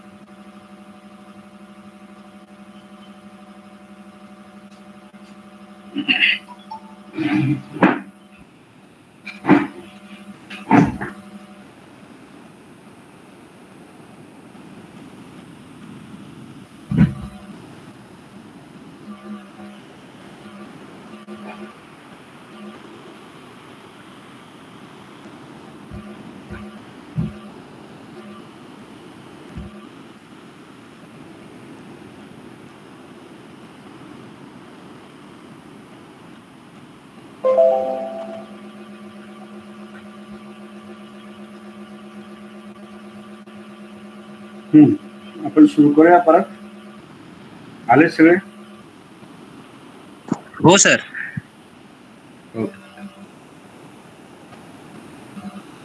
तर आपण कुठे निर्देश या ठिकाणी होतो ना. त्यानंतरचा ग्रंथ आहे पटी संविदा मग्ग. आता याच्यामध्ये पटी संविधा, भीद हा शब्द महत्वाचा, म्हणजे काय, विभाग करणे. तर हा जो ग्रंथ जो आहे याच्यामध्ये विपश्यना आणि समत याचे खूप सुंदर माहिती दिलेली आहे. म्हणजे निर्वाण प्राप्त करण्यासाठी वेगवेगळ्या पद्धतीने तुम्ही कसे जाऊ शकता, तुमच्या वेगवेगळे कसे मार्ग आहेत याचं वर्णन या पटी संविदा मग्गामध्ये दिलेलं आहे. आणि त्याचबरोबर याच्यामध्ये खूप तात्विक चर्चा पण आहे, कर्म तत्व आहे, आर्य सत्य मैत्री समृद्धी याविषयीची अनेक माहिती या पटी संविदा मग्गामध्ये मिळते. अपदान हा जो ग्रंथ जो आहे म्हणजेच काय, पराक्रम असं त्या ठिकाणी दिलेलं आहे. म्हणजे महाकृत्य, म्हणजे बुद्ध शिकवणीमध्ये त्याग किंवा करुणा यांनी प्रेरित होऊन झालेली कृत्य, त्याला काय म्हटलं जातं, पराक्रम म्हटलं जातं. पराक्रम म्हणजे आजकाल एखाद्याला मारलं किंवा युद्धामध्ये जिंकलो अशा पद्धतीने आतापर्यंत त्याचा हे अर्थ काढला जात होता. परंतु बुद्ध शिकवणीमध्ये काय, त्याग करुणा आणि यांनी प्रेरित होऊन झालेली कृत्य, त्याला काय म्हटलं जात होतं, पराक्रम. तर असे एक थेर अपदानमध्ये यामध्ये 561 स्थविरांची व दुसऱ्या थेर अपदानमध्ये 40 स्थविरांच्या पुनर्जन्मातील महाकृत्य गायली आहे. म्हणजे पुनर्जन्मातील महत्वाचं बघा, म्हणजे पुनर्जन्म आहे किंवा नाही याच्यावरती हा प्रश्न उपस्थित होण्याचा विषयच येत नाही. भगवान बुद्धांचा धम्म जो आहे किंवा बुद्ध धम्म जो आहे हा पूर्ण पुनर्जन्मावरतीच आधारित आहे, त्याचा बेसच पुनर्जन्म आहे असं ठामपणे मी सांगू शकतो. त्याचे अनंत सिद्धांत, अनंत उदाहरणं पूर्ण त्रिपिटकामध्ये आहे. हे सगळं तुम्हाला त्याचं काय म्हणतात त्याला थोरोली स्टडी केल्यानंतर तुमच्या ते लक्षात येईल. आणि आपलं बाबासाहेब आंबेडकरांनी ते मान्य केलेलं आहे. त्यांनी पुनर्जन्माचा सिद्धांत जो आहे गौतम बुद्धांचा, तो चांगल्या पद्धतीने त्यांनी मांडलेला आहे. नंतर बुद्ध वंश हा एक पद्यात्मक ग्रंथ आहे. आणि सिद्धार्थ गौतम बुद्ध जे होऊन गेले त्याच्या आधी जे काही 24 बुद्ध होऊन गेले त्यांच्याबद्दल, म्हणजे त्यांचे आई वडील कोण, नंतर त्यांनी कोणत्या झाडाखाली बसून ज्ञान प्राप्त केलं, त्यांच्यासोबत त्यांचा तो प्रदेश कोणता, सगळी जी माहिती जी आहे म्हणजे पूर्ण कुंडली जी आहे ती सगळी या बुद्ध वंश ग्रंथामध्ये मिळते. आणि पुढे भविष्यामध्ये येणारे जे मैत्रीय बुद्ध जे आहेत त्यांच्याबद्दलही त्या ठिकाणी माहिती आहे. तर हे मैत्रीय बुद्ध जे येणारे आहेत यांच्या बाबतीमध्ये कंदरक सुत्त एक आहे मुस्लिम निकायमध्ये, तर त्यामध्ये सुद्धा भगवान बुद्धांनी याचं भाकीत केलेलं आहे. मैत्रीय बुद्धाच्या संदर्भामध्ये मी स्वतः वाचलेला आहे, तुम्ही पण बघा. पहिलाच सुत्ता आहे मध्यम पन्यासमध्ये, पहिलंच कंदरक नावाचं सुत्ता आहे. तर त्याच्यामध्ये मैत्रीय बुद्धांच्या संदर्भामध्ये भगवान बुद्धांनी स्वतः त्याच्यावरती उपदेश केलेला आहे. नंतर चर्या पिटक, त्याच्यामध्ये हा ग्रंथ एवढा म्हणजे फेमस नाही आहे, परंतु त्याच्यामध्ये 35 चर्या दिलेल्या आहेत आणि त्या पण पारमितांचे वर्णन करणाऱ्या 35 चर्या आहेत. म्हणजे बोधिसत्व असताना, बुद्ध बोधिसत्व असताना निरनिराळ्या जन्मात पारमिता कशा पार पाडल्या त्याचं सगळं वर्णन आहे. पारमी म्हणजे काय, मी सांगितलं तुम्हाला, कसोटी किंवा परीक्षा याचा अर्थ असा होतो. आणि आपण ज्या वेळेस एकच आपण पारमिता पार पाडतो म्हणजे ती काय, दानाची, पण ती काही तशी काही ती आपली परीक्षा नसते किंवा कसोटी नसते. आणि दान पण अशा गोष्टीचं द्यायचं असतं की जे आपल्याला खूप प्रिय आहे, त्या गोष्टीचं आपल्याला दान द्यायचं असतं. ते खऱ्या अर्थाने त्याला दान म्हटलं जातं. आणि दान देण्याचा मुख्य फायदा काय आहे? काय फायदा आहे मुख्य? अनेक लोक दान देतात. कोणी जमीन दान देते, कोणी पैसा दान देतो, कोणी चिवर दान देतो. याचा मेन फायदा काय आहे? स्वतः मनुष्याला मेन फायदा काय आहे की दान देत असताना जी वस्तू आपण देत असतो त्याच्या प्रती आपल्याला लोभ ठेवायचा नसतो. लोभ नष्ट करणे हे प्रमुख कार्य दानाचं आहे. आणि दान असं की जे आपल्याला प्रिय आहे, प्रिय गोष्टी जर दूर गेल्या तरी दुःख उत्पन्न होतं, परंतु ते कशामुळे होतं? लोभामुळे होतं, है की नाही? तर अशा प्रकारे हे दान आहे किंवा पारमिता आहे, या सगळ्या गोष्टी, अनेक गोष्टी ज्या आहेत त्या आपल्याला ह्या खुद्दक निकायामधून आपल्याला अभ्यासाला मिळतं. त्यानंतर विनय पिटक हा जो ग्रंथ जो आहे, हा विनय पिटकाच्या बाबतीमध्ये बऱ्याचशा सुद्धा चांगल्या गोष्टी, महत्वाच्या गोष्टी आहेत. तर याच भिक्खू संघाचं संविधान सुद्धा म्हटलेलं आहे. बघा इथे म्हटलेलं आहे. म्हणजे सगळे विनय, विनय म्हणजेच काय? नियम. विनय म्हणजेच नियम. भिक्खूंचे सगळे जे शरीर आणि वाणीचे नियमन आहेत किंवा संयम आहे त्यालाच विनय असं म्हटलं गेलेलं आहे. दुसरं पिटक आपण आता अभ्यासासाठी घेतलेलं आहे. तर हे जे विनय जे आहेत हे भिक्खूंनी पाळले पाहिजे असं सर्वसाधारण नियम भगवान बुद्धांनी प्रत्येक भिक्खूंना सांगितलेला होता.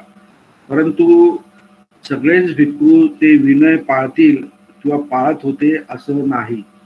म्हणून त्या काळामध्ये सुद्धा, म्हणजे भगवान बुद्ध अस्तित्वात असताना सुद्धा भिक्खू संघामध्ये भांडणं, वाद विवाद होत होते. तर त्याचाही एक प्रसंग, कौसुंबिक वस्तू नावाची एक कथा आहे. त्याच्यामध्ये भगवान बुद्ध ह्या भिक्खूंच्या म्हणजे काय म्हणतात त्यांना, भांडणाला, वादाला कंटाळून कौसुंबिक जे आहे ठिकाण, त्या ठिकाणी जंगलामध्ये निघून जातात. त्याची खूप सुंदर कथा आहे.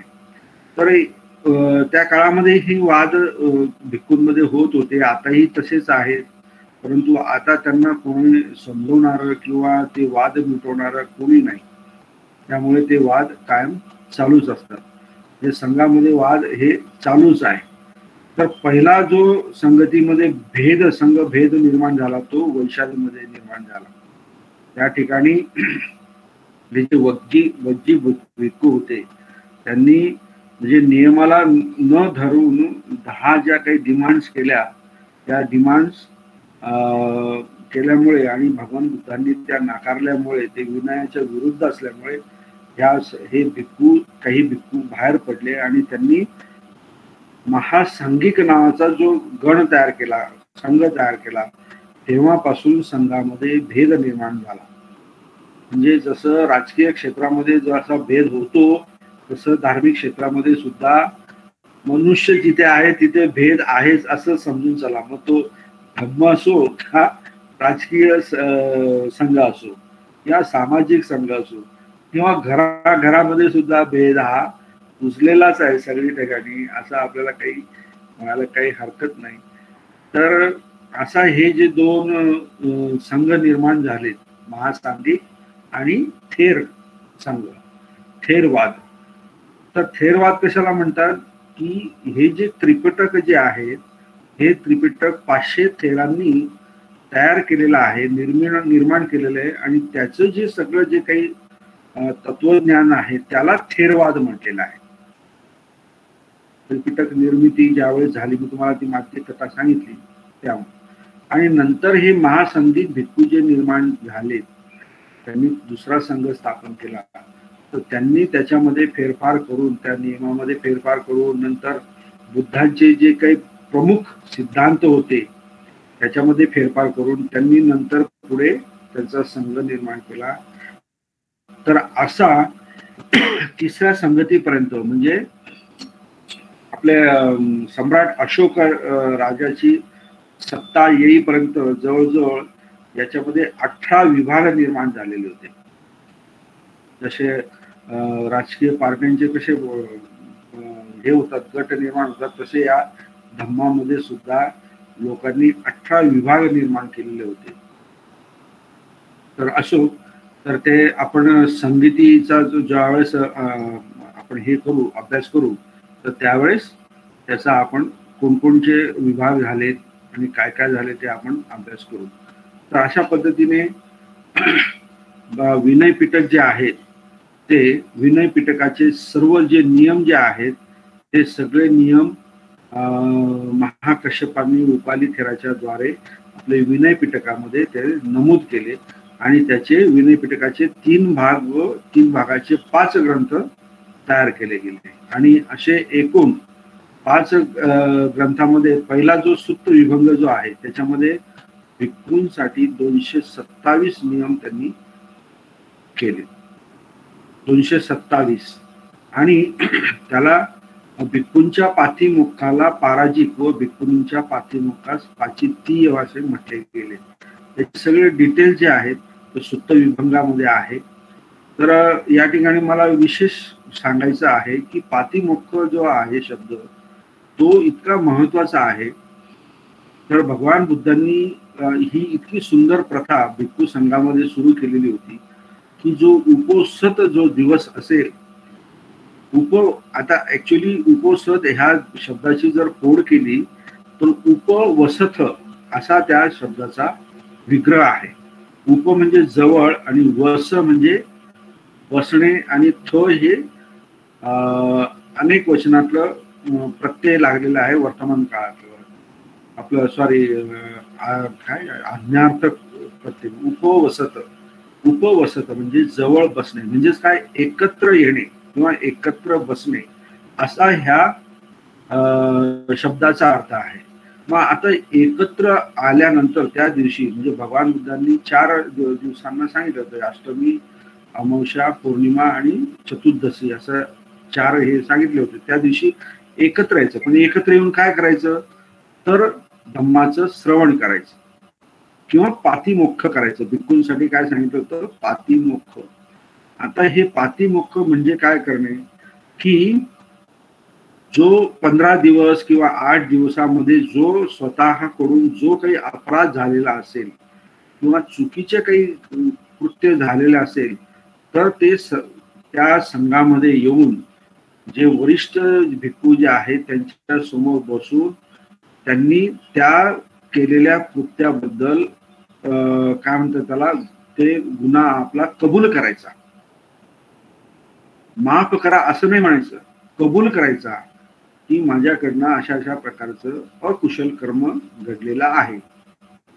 आणि नंतर मग जे आजूबाजूचा संघ जो आहे किंवा जे वरिष्ठ आहे ते त्याला माफ करायचे आणि परत असं होऊ नये म्हणून त्याला ते ताकीद म्हणा किंवा समज द्यायचे.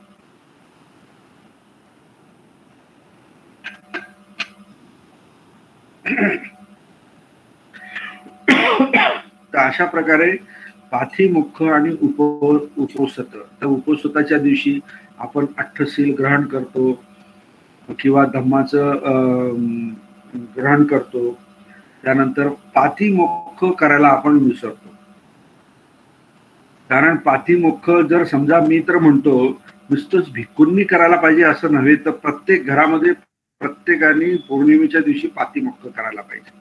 उपासकांनी सुद्धा पातिमुख करायला पाहिजे की महिन्याभरामध्ये किंवा 15 दिवसामध्ये माझ्याकडनं कोणतं जे काही अकुशल कर्म घडलं असेल, वाचेने म्हणा, मनाने म्हणा किंवा कायेने, जे अकुशल कर्म घडलेलं असेल ते घरामध्ये आपले आई वडील आहेत, बहीण भाऊ, कोण पत्नी असेल त्यांच्या समोर ते कबूल करायचं आणि परत मी पुन्हा असं करणार नाही असं त्यांना वचन द्यायचं.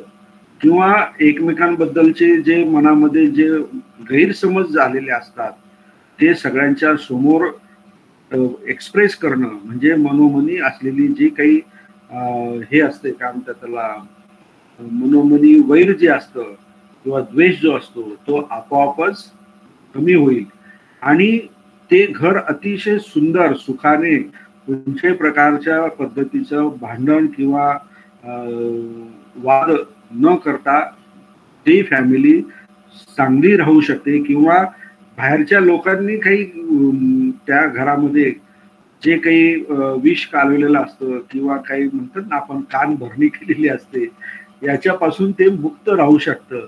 इतका प्रचंड महत्वाचा हा पाठीमुख्य जो आहे हा प्रत्येकाने आपल्या घरामध्ये पौर्णिमेच्या दिवशी पती पत्नी आई वडील कोणी असो त्यांनी सगळ्यांनी एकत्र बसायचं. आणि असं माझ्याकडनं विचार मनामध्ये अकुशल विचार आला होता तो मी मान्य करतो, माझ्याकडनं असं कृत्य झालं ते मी मान्य करतो. विद्यार्थ्यांनी पण असं म्हणायचं की ह्या महिन्यामध्ये माझ्याकडनं कोणताही अभ्यास झाला नाही हे मी मान्य करतो आणि पुढच्या महिन्यामध्ये मी पूर्ण अभ्यास करेन असं कबूल करायचं. किती सुंदर प्रथा आहे. तर भिक्खूंनीच असं करावं असं नाही, तर उपासकांनी जरी केलं तरी त्यांच्या जीवनामध्ये फार मोठा आमूलाग्र बदल होऊ शकतो. म्हणजे जो काही आपण एखादा जो काही अपराध केला असेल तर सर्वांसमोर त्याचं काय करायचं, स्वीकार करायचं. आणि स्वीकार करणे में बहुत बड़ी उपलब्धी होती है असंही या एका ठिकाणी म्हटलेलं आहे. जो व्यक्ती स्वीकार करत नाही तो अधोगतीला जातो. चांगली गोष्ट असो किंवा वाईट गोष्ट असो तिला स्वीकार करा आणि नंतर मग त्याच्यावरती काय दुरुस्ती करायची असेल किंवा काय चांगलं करायचं असेल ते बघा. तर अशा प्रकारे सुप्त विभंग जे आहे त्याच्यामध्ये भिक्खू विभंग आणि भिक्खुणी विभंग हे आहेत. नंतर भिक्खू विभंगामध्ये मग ते जे काही नियम जे आहेत ते सगळे नियम दिलेले आहेत बघा. इथे 4 पाराजिक आहेत, 13 दोष आहेत, 30 वस्तू व्यक्तिगत नसण्याचे नियम आहेत. नंतर 92 प्रकारचे अपराध केल्यानंतर प्रायचित्त करण्याचे नियम आहेत. 75 प्रकारचे खाणे पिणे चिवर भोजन इत्यादी शिष्टाचार याच्याबद्दलचे नियम आहेत. 7 दोष दिलेले आहेत आणखी अधिकरण समयामध्ये.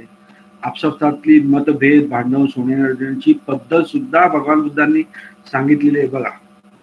अधिकरण समयामध्ये जे 7 दोष दिलेले आहेत ते आपसातले भांडण कशा पद्धतीने सोडवायचे त्याचे 7 प्रकार भगवान बुद्धांनी सांगितलेले आहेत. अजून काय पाहिजे, भगवान बुद्धांनी सगळं दिलेलं आहे.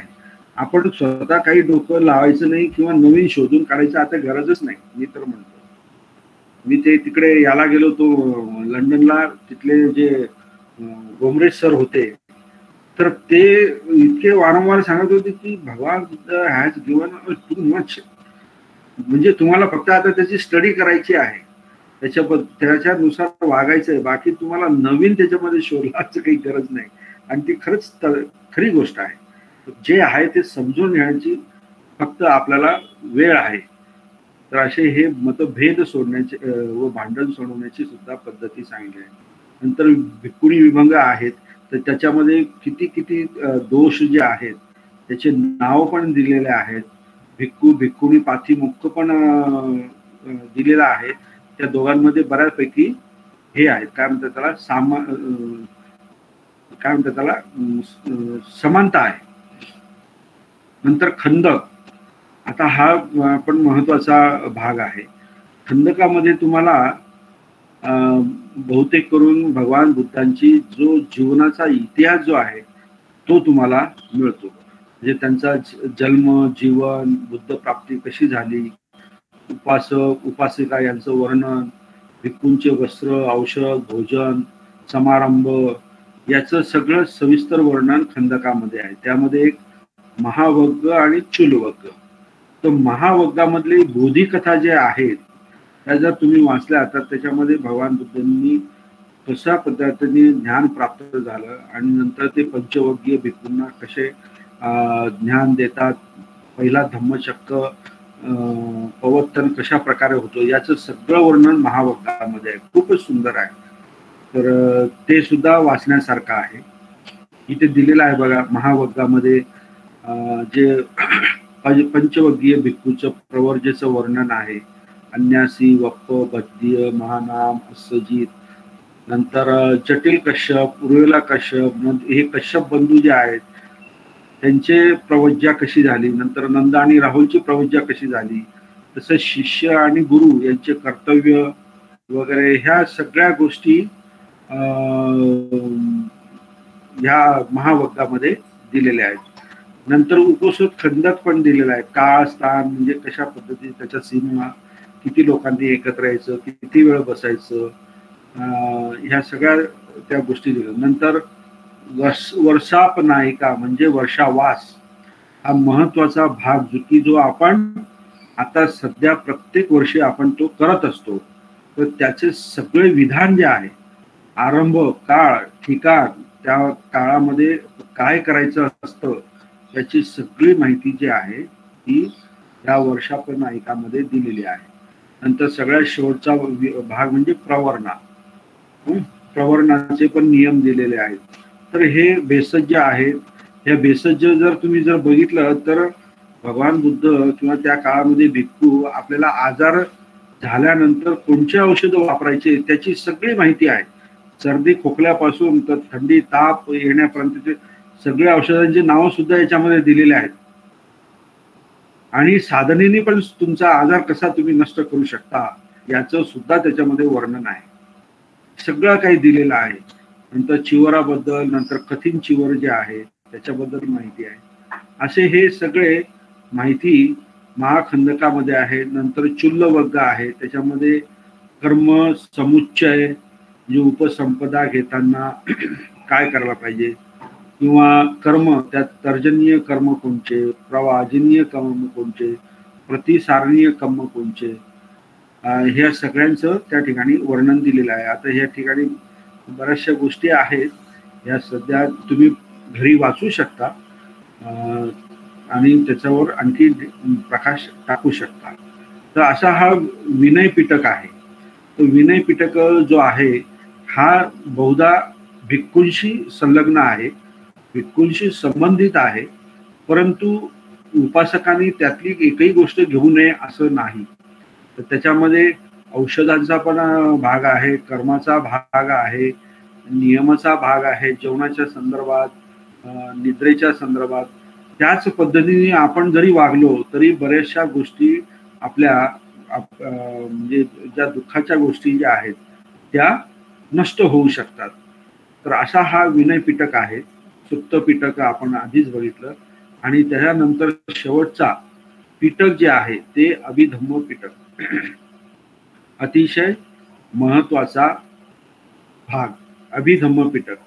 अभिधम्म पिटकाचा अभ्यास हा सहसा सामान्य माणूस जो आहे किंवा ज्यांनी धम्माचा काहीही अभ्यास केलेला नाही त्यांनी करू नये, कारण तो त्याला कळणार पण नाही. आणि जर समजा त्यांनी काही प्रयत्न केलाच तर त्याचं मोठ्या प्रमाणामध्ये कन्फ्युजन होण्याची शक्यता आहे. तर याच्यावरती अभिधम्म पिटकाचा अभ्यास कसा करायचा याच्यावरती कॉमेंट्री बऱ्याच लोकांनी लिहिलेली आहे.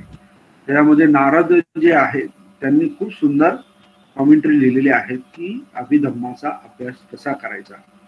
तर अभिधम्म म्हणजेच काय, उच्चतर किंवा विशेष धम्म असा त्याचा अर्थ आहे. मी तुम्हाला अभिधम्माबद्दल थोडी माहिती आधी दिलेली आहे. याच्या अभिधम्माचा तुम्हाला अभ्यास झाल्यानंतर तुमची दृष्टी तर इतकी क्लिअर होते म्हणजे कोणतीही अंध श्रद्धा तुमच्या मनामध्ये येऊ शकत नाही.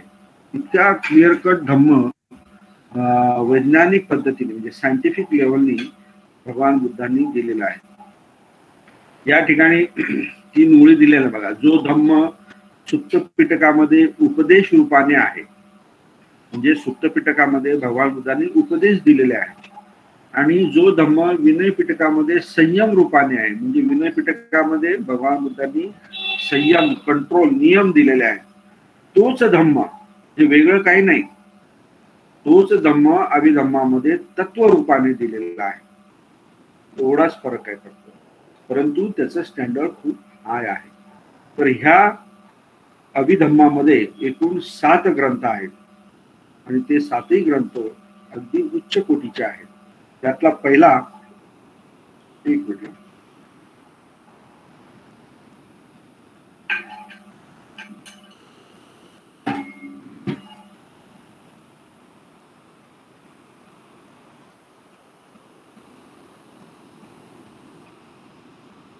त्यातला पहिला ग्रंथ आहे तो धम्मसंगिनी,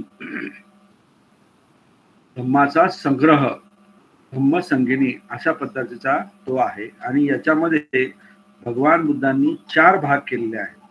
त्याच्यामध्ये चित्त, चेतसिका, रूप आणि निब्बाण. जे MA चे विद्यार्थी असतील त्यांना हा अभ्यास असेलच, फर्स्ट इयरला असेल किंवा सेकंड इयरला असेल.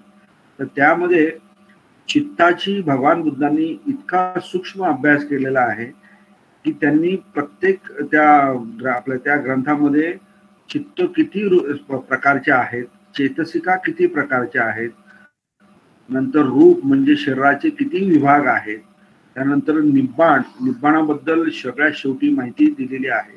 अतिशय सुंदर ग्रंथ आहे. हा ग्रंथ वाचल्यानंतर तुमच्या बऱ्याचशा गोष्टी अगदी क्लिअर होतात. आणि चित्त आणि चेतसिका हे दोघं मिळून जे काही उत्पन्न होतं, आपलं मन जे काही उत्पन्न होतं आणि त्याच्यानुसार आपण जे काही कर्म करतो त्याची खूप छानपैकी केमिस्ट्री ह्या धम्मसंगिनीमध्ये दिलेली आहे. मग चित्त आपले कुशल पण असू शकतात, अकुशल पण असू शकतात. त्याचबरोबर चेतसिका ज्या आहेत त्या पण कुशल अकुशल, त्यांना ते एकत्र आल्यानंतर त्यांचे विपाक जे आहेत ते विपाक पण कुशल अकुशल, म्हणजे सगळ्याच गोष्टी ह्या धम्मसंगिनी ग्रंथामध्ये भगवान बुद्धांनी सांगितलेल्या आहेत. तर त्याचा डिटेल अभ्यास जर करायचा असेल तर तुम्ही धम्मसंगिनी जो ग्रंथ जो आहे त्या ग्रंथामध्ये जाऊन तुम्ही छानपैकी मनोवैज्ञानिक पद्धतीने तुम्ही त्याचा अभ्यास करू शकता. नंतर विभंग जो आहे याच्यामध्ये तर भरपूर ज्ञान आहे. आता याच्यामध्ये पहिलाच भाग जो आहे स्कंद विभाग. तर 5 स्कंदाचा आपण नेहमीच उच्चार करत असतो किंवा भाष्य करत असतो. म्हणजे पंचस्कंद काय आहे? रूप, वेदना, संज्ञा, संस्कार आणि विज्ञान, हे मराठीतून दिलेलं आहे. तर याच्यावरती सुद्धा भगवान बुद्धांनी आपण जे काही बनलेलो आहोत ते हे 5 स्कंदाने बनलेलं आहे. मनुष्य हे 5 स्कंदाने बनलेलं आहे. जसं की मिलिंद प्रश्नामध्ये बघा, याचं खूप सुंदर उदाहरण रथाच्या स्वरूपामध्ये दिलेलं आहे. तर हे 5 स्कंद ज्या वेळेस आपल्याला कळतात त्यावेळेस आपण कोण आहोत याची जाणीव आपल्याला होते. जर तुम्हाला भगत मॅडम पण नेहमी म्हणतात की तुम्ही कोण आहात त्याच्यावर निबंध लिहा, असं जर म्हटलं आणि जर तुम्हाला सांगितलं की 100-200 शब्दांमध्ये तुम्ही त्याचं वर्णन करा, तर मनुष्य लगेच सुरुवात करतो, मी लहानपणी असा होतो, मी इतके कष्ट केले, मी इतकं सामाजिक कार्य करतो, मी अशी डिग्री घेतलेली आहे, मी इतकं असे नोकरी, माझी क्लास 1 ऑफिसर आहे, मी बिझनेस असा केला, अशा पद्धतीने मग मी असा वरती आलो, मी तसा वगैरे वगैरे असे वर्णन करतो. पण मी कोण आहे हे त्याचं वर्णन नाही. तर भगत मॅडम खूप छान त्याच्यावरती भाष्य करतात की तुम्ही स्वतःमध्ये तुमचे विकार किती आहेत हे ओळखण्याची तुमच्यामध्ये क्षमता किंवा कुवत निर्माण करणे हे त्याच्या मागचा मेन हेतू असतो, तो निबंध लिहिण्याच्या मागे. तर त्याच्यामध्ये तुम्हाला कळलं पाहिजे की लहानपणापासून माझा स्वभाव कसा आहे, कोणत्या गोष्टीबद्दल मला लोभ आहे, कोणत्या गोष्टीबद्दल मला द्वेष आहे, कोणत्या गोष्टी हव्याशा वाटतात, माझ्या मनामध्ये किती वेळा कुशल विचार उत्पन्न होतो, किती वेळा अकुशल विचार उत्पन्न होतो, ज्या काही प्रधान आहेत म्हणजे प्रयत्न कशा प्रकारे मी करतो. तर हे सगळं वर्णन करणं म्हणजेच मी कोण अशा पद्धतीने खरं मॅडमला अपेक्षित असतं, पण ते कोणीही करत नाही. अलग लक्षात. तर ते आपण जो बनलेला आहे ते हे 5 स्कंदाने बनलेला आहे. आणि हे जे खाली आयतन विभंग दिलेला आहे, चक्षु, श्रोत, घ्राण, नंतर जीवा, काया, हे 5 इंद्रिय दिलेले आहेत. हे सगळे इंद्रिय आपल्या शरीरामध्ये आहेत. बरोबर. हे इंद्रिय जे आहेत हे आपल्याला बाह्य जगताचं ज्ञान उपलब्ध करून देत असतात.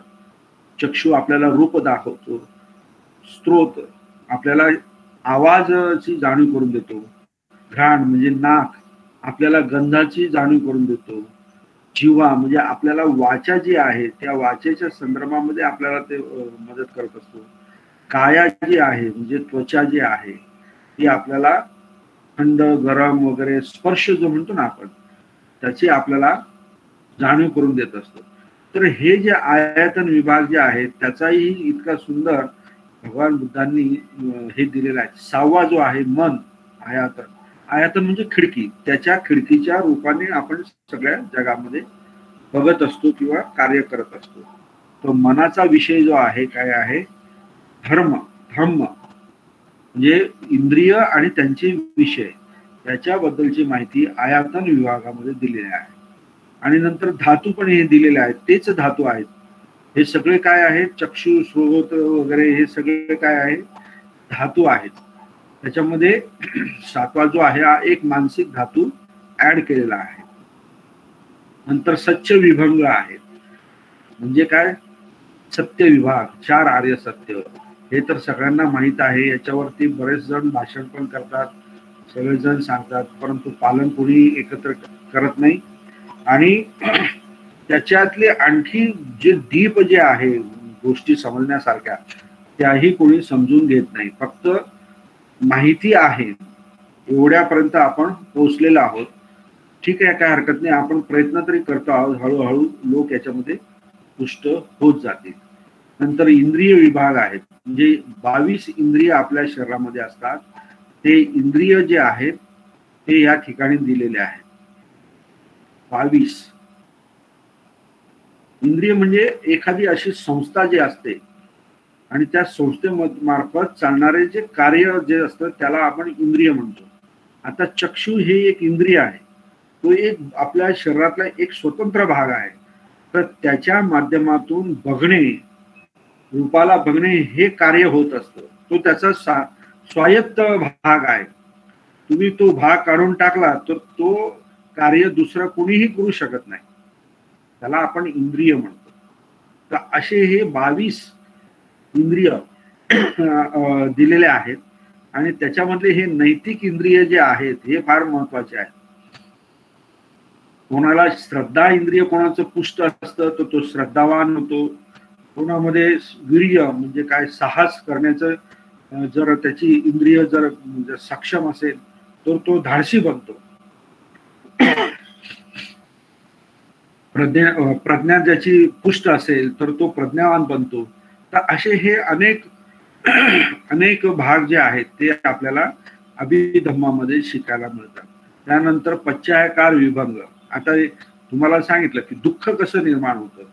भगवान बुद्धांनी ह्या पश्चायकार विभंगामध्ये त्याचा सगळा उल्लेख केला. म्हणजे कारण जे आहे, प्रत्यय म्हणजे काय, कारण, त्याचा सगळा उल्लेख आहे. अविद्येच्या उत्पत्तीने संस्काराची उत्पत्ती होते.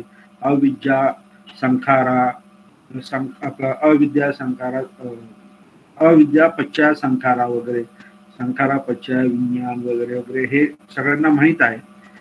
तो सगळा सूत्रही सगळ्यांना माहीत आहे. तर याची आणखी याच्यावरती खूप लोकांनी अभ्यास केलेला आहे. पाश्चिमात्य लोकांनी पण खूप अभ्यास केलेला आहे. परंतु कोणीही असं एकदम स्पष्टपणे असं सांगू शकत नाही की याचा अर्थ असाच असू शकतो. प्रत्येकाने आपल्याला जे जसं कळलं त्याचं स्पष्टीकरण केलेलं आहे. त्यानंतर सती पठाण सूक्त आहे, स्मृती प्रस्थान विभाग. त्यामध्ये 4 ज्या विपश्यना ज्या आहेत त्याची माहिती या ठिकाणी दिलेली आहे. भगवान बुद्धांनी स्वतःच हे सगळं सांगितलेलं आहे विपश्यना. आणि बरेचसे लोक म्हणतात की बौद्ध धर्मामध्ये विपश्यना नाही.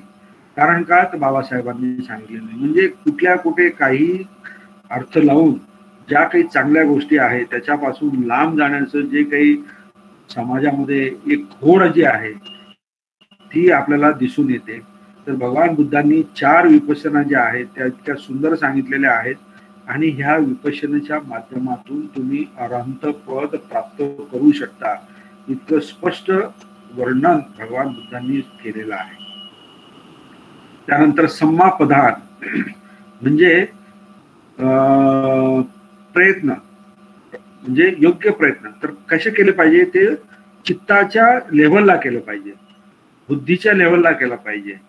म्हणजेच काय, अकुशल विचार जे आहेत त्यांना दूर ठेवणे, अकुशल विचार माझ्या मनामध्ये येऊ न देणे किंवा मनामध्ये जे काही अकुशल विचार आहेत त्यांना बाहेर काढून टाकणे किंवा कुशल विचार मनामध्ये उत्पन्न करणे किंवा जे आतमध्ये जे कुशल विचार जे आहेत त्यांना सुरक्षित ठेवणे, याला खरं योग्य प्रकारे प्रयत्न करणे असं म्हटलेलं आहे.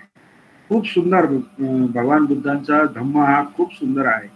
व्यक्तीला उपयोगी येईल अशा प्रकारच्या सर्व गोष्टी भगवान बुद्धांनी या ठिकाणी सांगितलेल्या आहेत. नंतर इद्धिपाद आहे, बोधांग आहे. बोधांग म्हणजे काय, बोध अंग, त्याचा जर विग्रह केला बोध अंग म्हणजे जे बोधी जे आहे त्याच्या त्या 7 अंगाचे हे विवरण आहे. स्मृती म्हणजे सतत जागरूकता, धर्मविषय म्हणजे सत्य जाणण्याची जिज्ञासा, वीर्य म्हणजे धम्माच्या अभ्यासात अग्रेसर म्हणजे काय, धाडस करणे, साहस दाखवणे. प्रीती म्हणजे एकाग्र चित्ताचा आनंद, प्रश्रब्दी म्हणजे चित्ताची परम शांती, समाधी म्हणजे अविचल अवस्था, उपेक्षा म्हणजे चित्तात सुख व दुःखाचा लवलेश सुद्धा न राहणे. असं हे बोध अंग्या आहेत. तर याचा सुद्धा अभ्यास करून याला पण आपण काय केलं पाहिजे, स्वीकार केला पाहिजे. त्यानंतर अष्टांगिक मार्ग तर सगळ्यांना माहिती आहे, सम्यक दृष्टी, सम्यक संकल्प वगैरे जे आहे ते सुद्धा या अभिधम्मामध्ये दिलेलं आहे. नंतर ज्ञान विभंग, ऍक्च्युली हे ध्यान पाहिजे, तिथं ज्ञान दिलेलं आहे, ते चुकून टाईप झालेलं असेल. तर प्रथम ध्यान, द्वितीय ध्यान, तृतीय, चतुर्थ. तर ह्या ध्यानाच्या माध्यमातूनच भगवान बुद्धांना ह्या सगळ्या सुख दुःखाचा सगळा ज्ञान प्राप्त झालेला आहे. परंतु हे जे ज्ञान जे आहे, ध्यान जे आहे, याचा अभ्यास करताना कोणीही दिसत नाही. तुम्ही 5 राशी सूक्तामध्ये जर गेला तर याचं सुंदर वर्णन पूर्ण प्रकारे 5 राशी सूक्तामध्ये दिलेलं आहे. आणि भगवान बुद्ध आधी कशा प्रकारे विचार करत होते आणि तो नंतर तो विचार सोडून दुसऱ्या प्रवाहामध्ये ज्यावेळेस ते आले आणि त्या पद्धतीने ज्यावेळेस ते विचार करून हे ध्यान त्यांनी जे केले 4, त्यावेळेस त्यांना ज्ञान प्राप्त झालं. तर त्याचं वर्णन 5 राशी सूक्तामध्ये खूप छान आहे. त्यानंतर अपमन्य म्हणजे ब्रह्मविहार जे आहे, 4 ब्रह्मविहार जे आहे, मैत्री, करुणा, मुदिता आणि उपेक्षा, याच्याबद्दल माहिती आपल्याला ह्या विभंगामध्ये मिळते. नंतर सिक्खापद जे सील जे आहेत बघा, हिंसा, चोरी, व्यभिचार, असत्य, मद्यपान ह्यापासून दूर राहण्याचा जो सदाचार जो आहे त्याची माहिती पूर्ण ह्या अभिधम्मामध्ये मिळते. पतिसंहिता मग तुम्हाला मी याच्यामध्ये सांगितलंच. आणि हे जे ज्ञान विभंग जे आहेत, मी म्हटलं ना प्रज्ञा 3 प्रकारची असते, तर हे 3 प्रकारचे बघा, श्रुतमयी प्रज्ञा, चिंतामयी प्रज्ञा आणि भावनामयी प्रज्ञा. तर सगळ्यात महत्वाची आणि चिरकाल टिकणारी प्रज्ञा म्हणजे भावनामयी प्रज्ञा.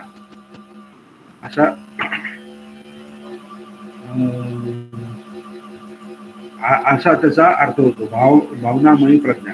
तर त्याचे जे डेफिनेशन्स आहेत ते तुम्ही बघूया आपण पुढे जसं आपल्याला वेळ मिळेल तसं. तर अशा प्रकारचा हा जो विभंग हा जो आहे ग्रंथ तो आहे. नंतर धातू कथा आहे. धातू कथामध्ये ह्या सगळ्या गोष्टी ज्या आहेत ह्या सगळ्या गोष्टींचं वर्णन दिलेलं आहे. 114 धम्म 16 अध्यायामध्ये सांगितलेले आहेत. किती? 16 अध्यायामध्ये.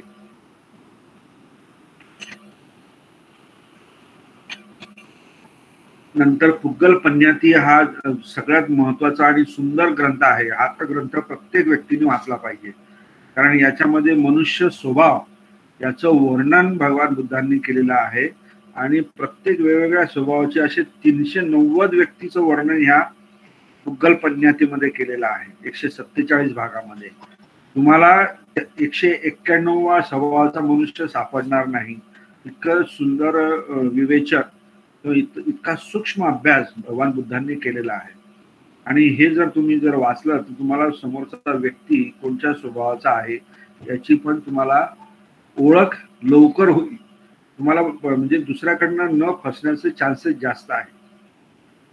तुम्ही धम्माचा अभ्यास करता म्हणून तुम्ही दुसऱ्याला तर फसवू शकत नाही, परंतु तुम्ही स्वतः फसायचं नसेल तर पुग्गल पन्याती हा ग्रंथ आवर्जून तुम्ही वाचा. जरी ट्रान्सलेटेड मिळाला तरी चालेल, परंतु त्याच्यामध्ये खूप छान प्रकारे 390 व्यक्तींचं वर्णन भगवान बुद्धांनी केलेलं आहे. कथावस्तू जो आहे त्याच्यामध्ये हा ऍक्च्युली ग्रंथ कथावस्तू प्रकरण नावाचा जो ग्रंथ जो आहे, जे तिसऱ्या बौद्ध संगीतीच्या वेळेस परिषदेचे जे अध्यक्ष होते स्थवीर मोगली पुत्र तिस्स, त्यांनी हा कथावस्तू प्रकरण ग्रंथ लिहिलेला आहे. तर तिसऱ्या संगतीला जरा वाद निर्माण झालेले होते आणि जे वाद निर्माण करणारे जे लोक होते त्यांच्या मान्यता सगळ्या ह्या अध्यक्ष स्थवीर मोगली पुत्र तिस्स यांनी खोडून काढलेल्या आणि त्यांच्यावरती त्यांनी जे काही उत्तरं जे दिलेले आहेत किंवा ज्या मान्यता सांगितल्या आहेत त्याचं एकत्रीकरण संग्रहण ह्या ग्रंथामध्ये करण्यात आलेलं आहे. त्यानंतर यमका जो आहे म्हणजे जोडी, म्हणजे अनुकूल आणि प्रतिकूल अशा पद्धतीचं यमक जे आहे ते ह्या ग्रंथामध्ये आहे. त्याच्यामध्ये बराचसा किती 10 अध्यायामध्ये हा यमक ग्रंथ विभागला गेलेला आहे आणि त्याचा धम्माच्या संबंधात दाखवणे किंवा संबंध समजवणे हा ग्रंथाचा काय आहे केंद्रबिंदू आहे. आणि सगळ्यात शेवटचा पठाण हा सुद्धा महत्वाचा ग्रंथ आहे. विपश्यनाला जर तुम्ही गेलात तर गोयंका गुरुजी ह्या पठाणमधला एक सुत्त कायम सकाळी सकाळी त्यांची कॅसेट लावली जाते. तर ते सुत्त ह्या पठाण सुत्तामध्ये, पठाण म्हणजे काय, स्थान म्हणजे प्रत्येक गोष्ट जी निर्माण होते त्याचं स्थान काय हे या ग्रंथामध्ये सांगितलेलं आहे पठाण सुत्तामध्ये. तर अशा प्रकारे हे जे सगळे ग्रंथ जे आहेत अभिधम्म पिटकामध्ये 7 ग्रंथ जे आहेत हे 7 ग्रंथाचं वर्णन या अभिधम्म पिटकामध्ये आहे. विनय पिटकामध्ये सुद्धा आपण सगळ्या ग्रंथांचं माहिती घेतलेली आहे. सुत्त पिटकामध्ये सुद्धा घेतलेली आहे. तर याच्यावरनं आता तुमच्या लक्षात येईल की भगवान बुद्धांचा धर्म हा किती विशाल आणि महान आहे. त्यांच्यामधलं साहित्य, त्यांच्यामधलं ज्ञान म्हणजे ज्ञानाचा हा काय आहे खजिना भांडार म्हणतो ना आपण, असा आहे. आणि तो अभ्यास करण्यास आता आपण कुठे सुरुवात केलेली आहे. आपण आता त्याची काय केली, फक्त तोड ओळख करून घेतलेली आहे. तर अशा प्रकारे त्रिपिटकाचा जो अभ्यास जो आहे किंवा तोड ओळख जे आहे ते आपण या ठिकाणी करून घेतलेली आहे. आणि पुढच्या क्लासमध्ये माझा ज्यावेळेस क्लास होईल त्यावेळेस संगती म्हणजे काय आणि त्या संगतीच्या द्वारे धम्म पूर्वीपासून तर आतापर्यंत कशा पद्धतीने सुरक्षित, शुद्ध, परिशुद्ध आपल्यापर्यंत पोहोचलेला आहे त्याचा सगळा इतिहास जो आहे तो आपण पुढच्या क्लासमध्ये बघूया. तर या ठिकाणी मी थांबतो. जर कोणाला काही प्रश्न असतील तर ते विचारू शकता. अजून आपल्याकडे 5-10 मिनिट आहे. तर या ठिकाणी मी थांबतो. ओके, धन्यवाद. साधू साधू.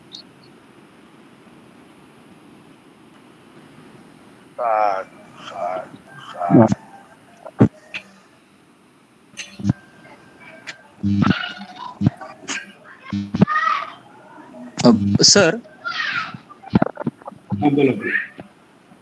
कठीण चिवर, हा ही काय संकल्पना आहे कठीण चिवर? कठीण चिवर ऍक्च्युली तो शब्द कठीण आहे बरं का. तो आपण कठीण हा असा आपण साधारणतः तो हे म्हणतो, पण कठीण चिवराच्या बाबतीमध्ये हे चिवर जे आहे हे स्पेशल काही विशेष चिवर असतं की ते